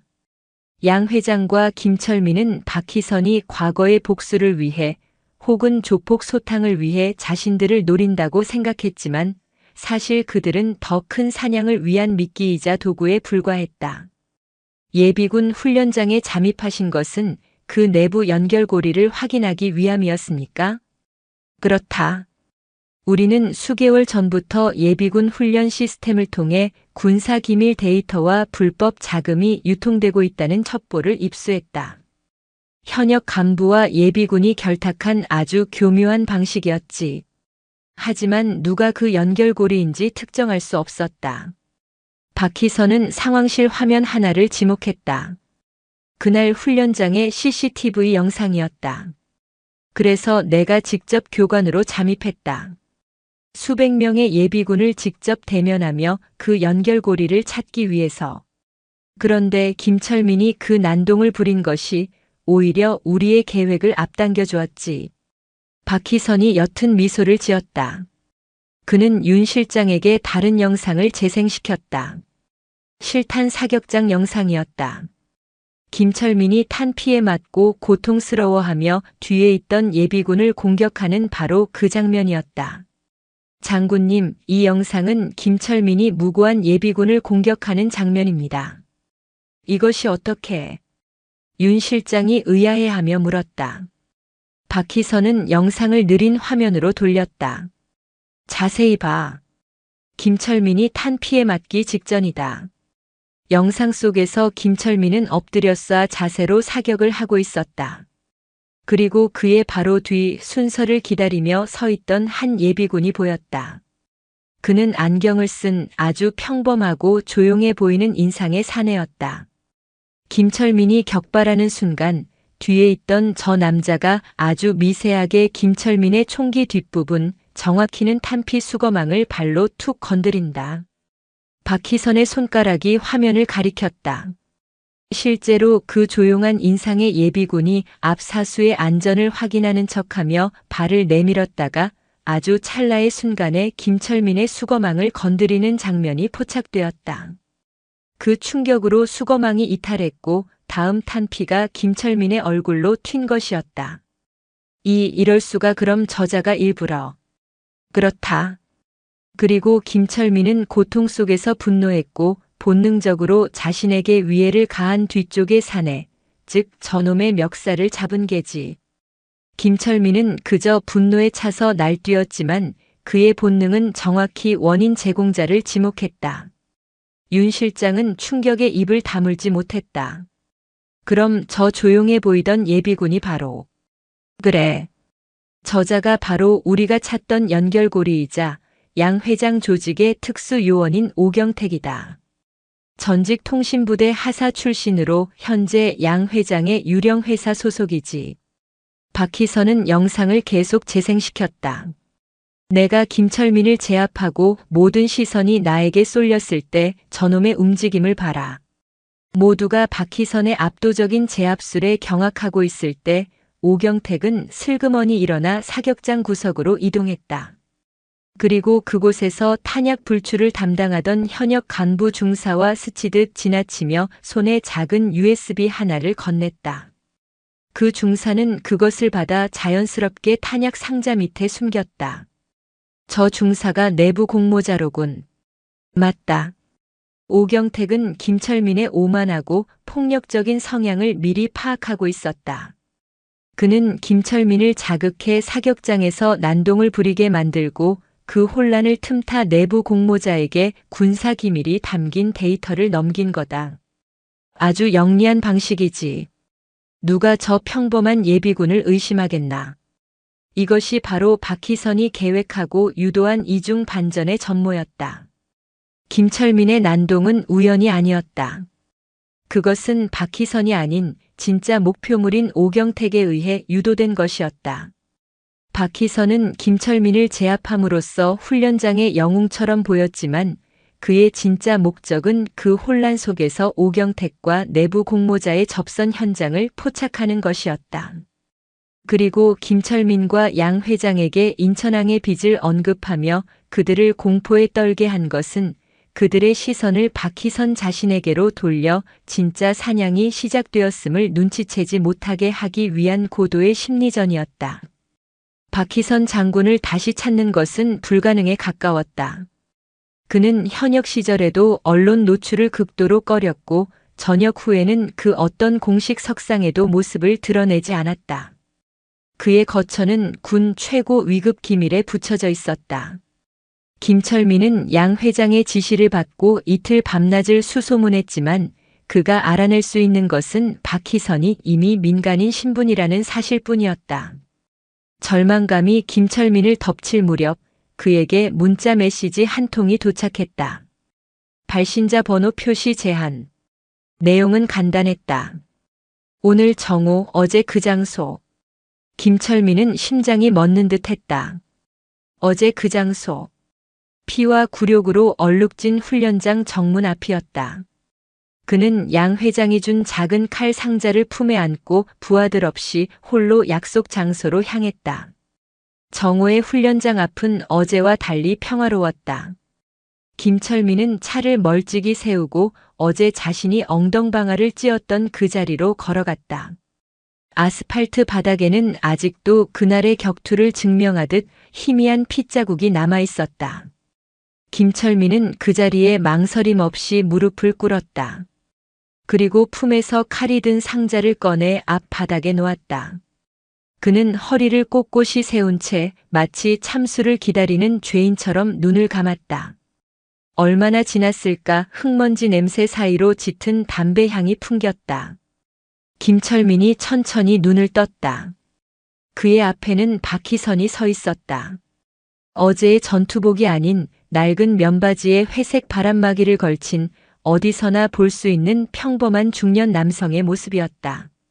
하지만 그 눈빛만은 여전했다. 모든 것을 꿰뚫어 보는 듯한 그 차갑고 깊은 눈. 박희선은 바닥에 놓인 칼 상자를 힐끗 내려다보고는 김철민의 얼굴을 쳐다봤다.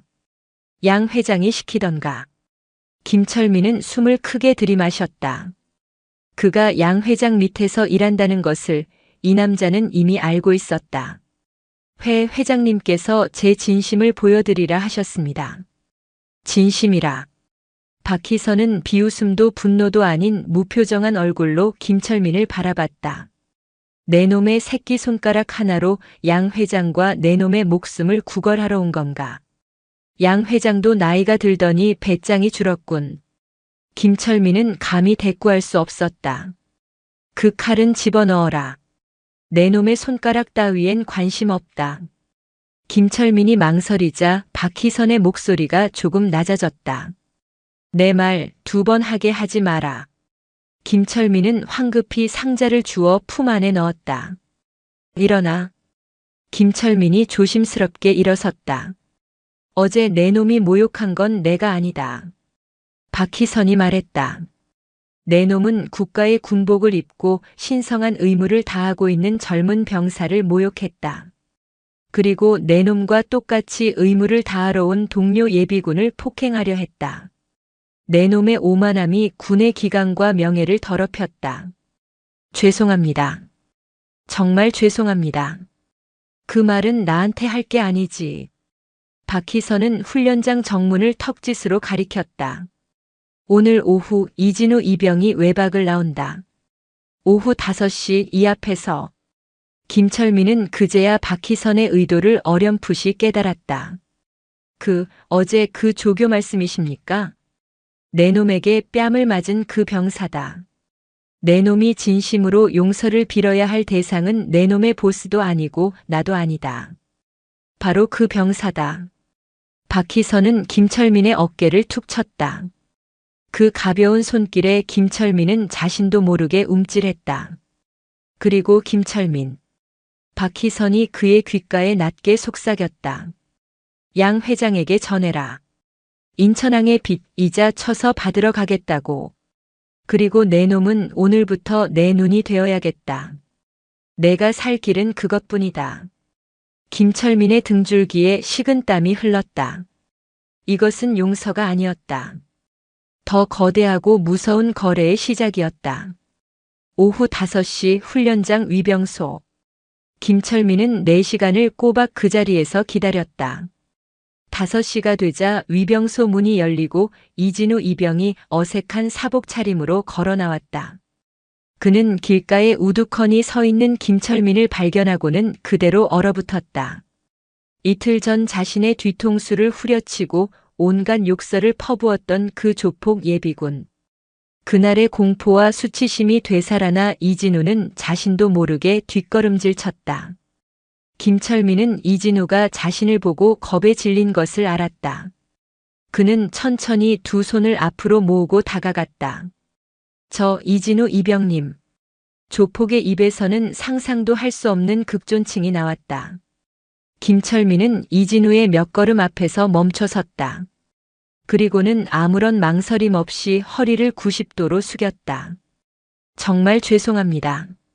제가 그날 제정신이 아니었습니다. 어린 조교님께 해서는 안 될 짓을 했습니다. 군복 입은 분께 감히 제가 정말 죽을 죄를 지었습니다. 김철민의 목소리는 진심으로 떨리고 있었다. 그것은 박희선에 대한 공포 때문이기도 했지만 이 어린 청년의 겁에 질린 눈을 보니 진심 어린 죄책감이 솟아났기 때문이기도 했다. 이진우는 이 상황을 도무지 이해할 수 없었다. 아닙니다. 괜찮습니다. 고개 드세요. 이진우가 당황해서 손사래를 쳤다. 아닙니다. 제가 진심으로 사과드리고 싶습니다. 혹시 용서해 주신다면 제가 식사라도. 아니요. 정말 괜찮습니다. 이진우는 손을 내저었다. 그저 이 무서운 사람과 하루빨리 헤어지고 싶을 뿐이었다. 하지만 동시에 이상한 감정이 솟아올랐다. 그날 느꼈던 수치심과 무력감이 이 남자의 진심 어린 사과 한마디에 눈 녹듯 사라지는 기분이었다. 그때 이진우의 눈에 눈물이 핑 돌았다. 저 정말 그날은 좀 무서웠습니다. 이진우가 울먹이며 말했다. 그 말에 김철민은 고개를 들지 못했다. 정말 죄송합니다. 다시는 이런 일 없도록 다시는 이병님 눈앞에 나타나지 않겠습니다. 부디 용서해 주십시오. 김철민은 다시 한번 깊이 허리를 숙였다. 그리고는 뒷걸음질쳐 자신의 차로 돌아갔다. 이진우는 멍하니 그가 사라지는 모습을 바라봤다.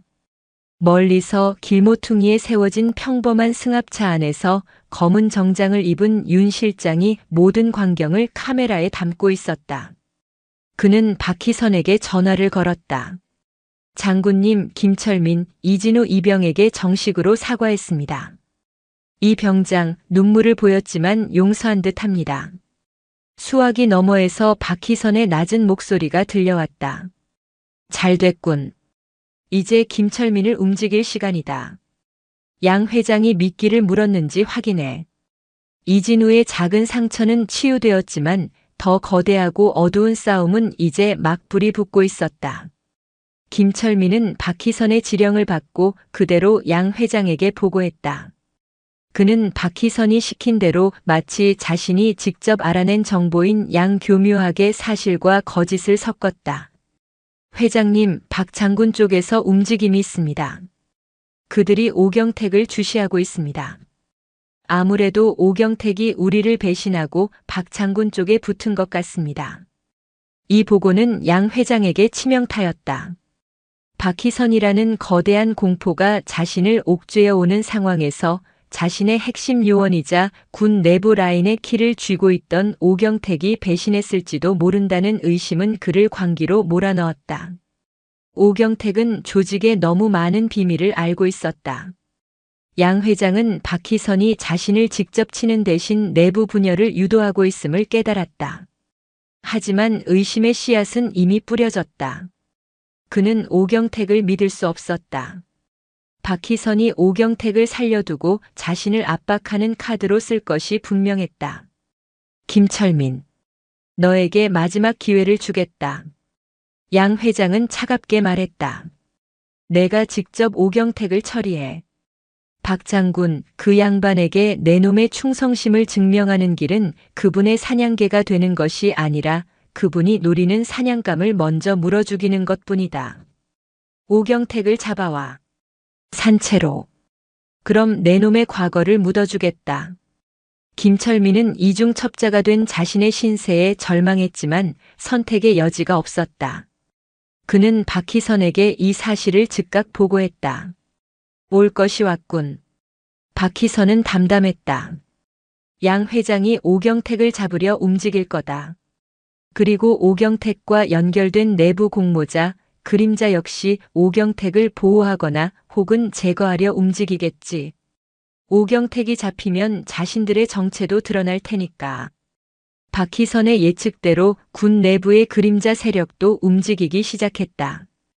그들은 오경택이 양 회장과 박희선 사이에서 위험한 줄타기를 하고 있으며 곧 제거될 위기에 처했음을 직감했다. 그들은 오경택을 안전가옥으로 빼돌리려 했다. 모든 패가 한 곳으로 모이고 있었다. 오경택이라는 진짜 목표물이 숨어있는 경기도 모처의 안전가옥. 그곳을 향해 세 개의 그림자가 움직였다. 첫째, 오경택을 잡아 양 회장에게 바치고 자신의 목숨을 구하려는 김철민과 그의 잔당들. 둘째, 오경택을 제거하여 군 내부의 비밀을 덮으려는 그림자 세력의 암살조. 셋째, 이 모든 세력을 일망타진하기 위해 그물을 펼친 박희선과 화랑의 정예 요원들. 밤이 깊어지고 비가 내리기 시작했다. 안전가옥이 위치한 외딴 공장지대. 김철민은 부하 몇 명을 이끌고 폐공장의 담을 넘었다. 그가 박희선에게 받은 정보대로 오경택은 2층 사무실에 숨어 있었다. 찾아. 쥐새끼 한 마리도 놓치지 마. 김철민이 쇠 파이프를 들고 고함을 질렀다. 그 순간 반대편 창문이 깨지며 검은 복면을 쓴 사내들, 그림자의 암살조가 들이닥쳤다. 그들은 소음기가 달린 총을 들고 있었다. 뭐야 저 새끼들은. 김철민의 부하들이 당황하는 사이 암살조는 주저없이 총을 발사했다. 퍽 소리와 함께 김철민의 부하 2명이 쓰러졌다. 시발. 속았다. 김철민은 양 회장이 자신을 미끼로 쓰고 이 암살조를 보냈다고 생각했다. 그는 필사적으로 엄폐물 뒤로 몸을 숨겼다. 김철민의 조폭들과 그림자의 암살조 사이에 격렬한 총격전과 육탄전이 벌어졌다. 바로 그때 공장 전체의 조명이 펑 소리와 함께 터지며 완벽한 어둠이 찾아왔다. 그리고 그 어둠 속에서 제3의 세력 화랑의 요원들이 그림자처럼 스며들기 시작했다. 그들은 야간 투시경을 쓴 박희선이 직접 훈련시킨 최정예들이었다. 타겟 알파 오경택 확보, 타겟 브라보 암살조 제압, 타겟 찰리 김철민 일당 생포. 박희선의 냉정한 목소리가 요원들의 이어피스를 통해 울려 퍼졌다. 어둠 속에서 총성이 멎고 비명과 신음소리만이 공장을 가득 채웠다. 김철민은 자신을 덮치는 압도적인 힘에 저항 한번 못하고 바닥에 꽂혔다. 그의 눈앞에 어둠 속에서도 형형하게 빛나는 박희선의 눈이 보였다. 이제 시작이다. 김철민. 폐공장의 불이 다시 켜졌을 때 현장은 완벽하게 정리되어 있었다. 바닥에는 김철민의 부하들과 그림자 세력의 암살조가 모두 제압되어 결박된 채 널브러져 있었다. 그리고 그 중앙에는 모든 사건의 핵심이었던 오경택이 두려움에 떨며 무릎 꿇려 있었다. 박희선은 오경택 앞에 섰다. 오경택, 내 놈이 양 회장과 결탁하고 군 내부의 내 놈 상전에게 넘긴 데이터가 무엇인지 안다. 차세대 전투 체계의 핵심 암호키. 그걸 적성국에 팔아넘기려 했지. 오경택의 얼굴이 하얗게 질렸다. 어떻게? 내 놈은 양 회장이라는 조폭 뒤에 숨어 돈을 챙기고 군 내부의 그림자 뒤에 숨어 신분을 보장받으려 했지. 하지만 내 놈이 간과한 게 있다. 이 나라는 너 같은 매국노들이 함부로 팔아넘길 만큼 허술하지 않다는 거다. 박희선은 윤 실장에게 고갯짓했다. 윤 실장이 체포된 그림자 암살조의 리더에게 다가가 복면을 벗겼다. 그의 정체는 놀랍게도 사격장에서 오경택에게 USB를 건네받았던 그 현역 중사였다. 그는 암살조의 리더이자 그림자 세력의 하급 간부였다. 중사 당신이. 오경택이 절망했다. 자신을 보호하러 온 것이 아니라 제거하러 왔다는 사실을 깨달았다. 박희선은 김철민을 돌아봤다. 김철민. 내 놈은 오늘 큰 공을 세웠다. 내 놈이 아니었다면 이 모든 세력을 한자리에 모으기 힘들었을 거다. 장군님.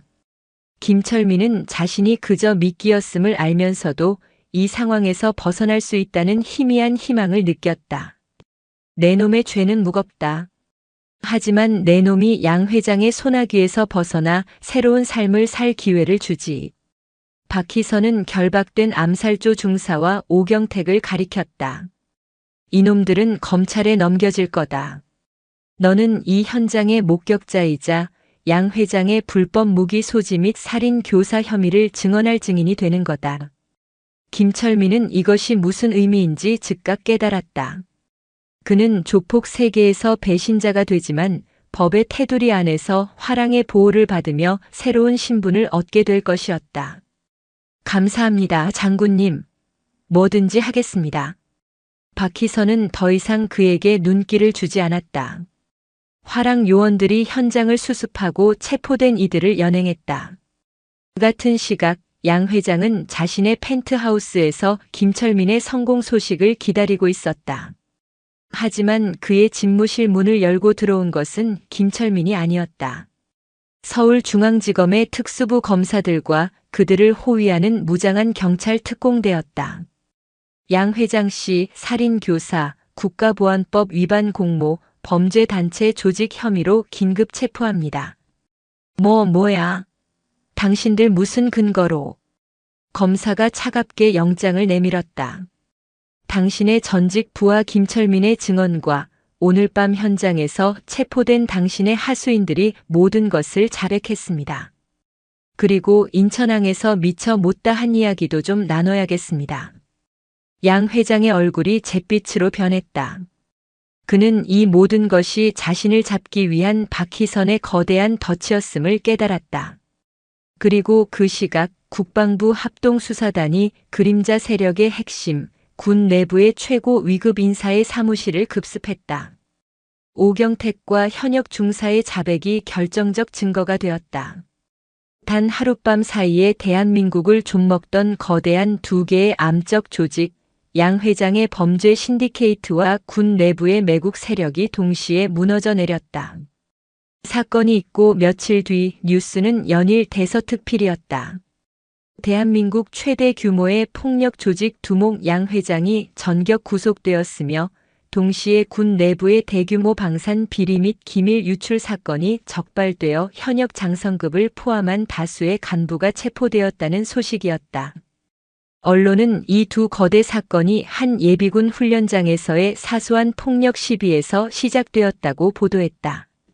한 조폭 출신 예비군 김철민이 훈련장에서 난동을 부리다 제압당한 것에 앙심을 품고 교관에게 복수하려다 오히려 검경의 추적을 받게 되었고 그 과정에서 양 회장의 거대 범죄 조직과 군 내부의 비리까지 드러났다는 그야말로 영화 같은 이야기였다.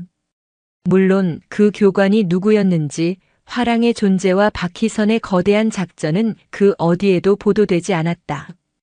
김철민은 김동현이라는 새로운 이름과 신분을 얻었다. 그는 검찰의 모든 것을 증언하고 화랑의 증인 보호 프로그램 하에 지방의 한 소도시에서 새로운 삶을 시작했다.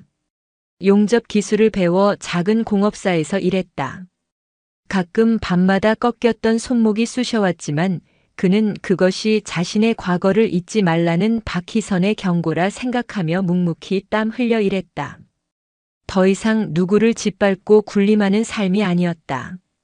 뜨거운 불꽃 앞에서 땀 흘리고 퇴근 후 소주 한 잔에 하루의 피로를 푸는 평범한 살. 그는 처음으로 노동의 신성함과 일상의 소중함을 깨달았다. 이진우 이병은 몇 달 뒤 무사히 만기 전역했다. 그는 전역하는 날 부대장으로부터 알 수 없는 이유의 모범 표창을 받았다. 그는 평생 군대에서의 그 기묘했던 경험을 잊지 못했다. 자신을 때렸던 무서운 조폭 아저씨, 그리고 그를 단숨에 제압했던 수수께끼의 중년 교관. 그는 그 교관이 자신에게 진정한 어른의 모습을 보여주었다고 생각했다. 무력감과 수치심에 빠져있던 자신에게 보이지 않는 곳에서 정의가 어떻게 작동하는지를 가르쳐준 스승과도 같았다. 그는 복학 후 법학을 전공하기로 결심했다. 힘없는 사람들을 지키는 검사가 되고 싶다는 새로운 꿈이 생겼다. 박희선은 청계산 안가 자신의 집무실에서 창밖의 산을 바라보고 있었다. 책상 위에는 빛바랜 흑백 사진 하나가 놓여 있었다. 수십 년 전 그가 젊은 특전사 대위 시절 전우들과 함께 찍은 사진이었다. 사진 속의 젊은이들 중 절반은 이미 국가를 위해 목숨을 바쳤다. 윤 실장이 들어와 차를 건넸다. 장군님, 양 회장과 그림자 세력 모두 재판에 넘겨졌습니다. 최소 무기 징역입니다. 수고했네. 박희선은 차를 한 모금 마셨다. 이제 좀 쉬시겠습니까? 박희선은 사진을 물끄러미 바라보다가 고개를 저었다. 아니, 아직 뿌리 뽑아야 할 독초가 많아. 저들은 그저 가지였을 뿐이야. 그의 눈은 여전히 사격장에서 김철민을 내려다보던 그날처럼 차갑고 깊었다. 오만한 조폭은 자신의 오만함으로 인해 모든 것을 잃고 새로운 삶을 강요받았고, 무고한 이등병은 상처를 치유받고 새로운 꿈을 찾았으며 거대한 악의 두 축은 뿌리째 뽑혀나갔다. 이 모든 것은 한 명의 숨겨진 영웅, 박희선의 치밀한 계획과 압도적인 힘에 의해 이루어졌다. 김철민이 이등병의 뺨을 후려쳤을 때 시작된 작은 파문은 박희선이라는 거대한 벽에 부딪혀 거대한 해일이 되어 썩어 빠진 범죄의 제국을 덮쳐버렸다. 그날 훈련장의 예비군들이 목격했던 것은 단순한 제압이 아니었다. 그것은 이 사회에 아직 정의가 살아있음을 알리는 압도적이고 통쾌한 심판의 서막이었다. 박희선과 화랑에 보이지 않는 전쟁은 그렇게 또 한 번의 승리를 거두었다. 그리고 또 다른 시작을 준비하고 있었다.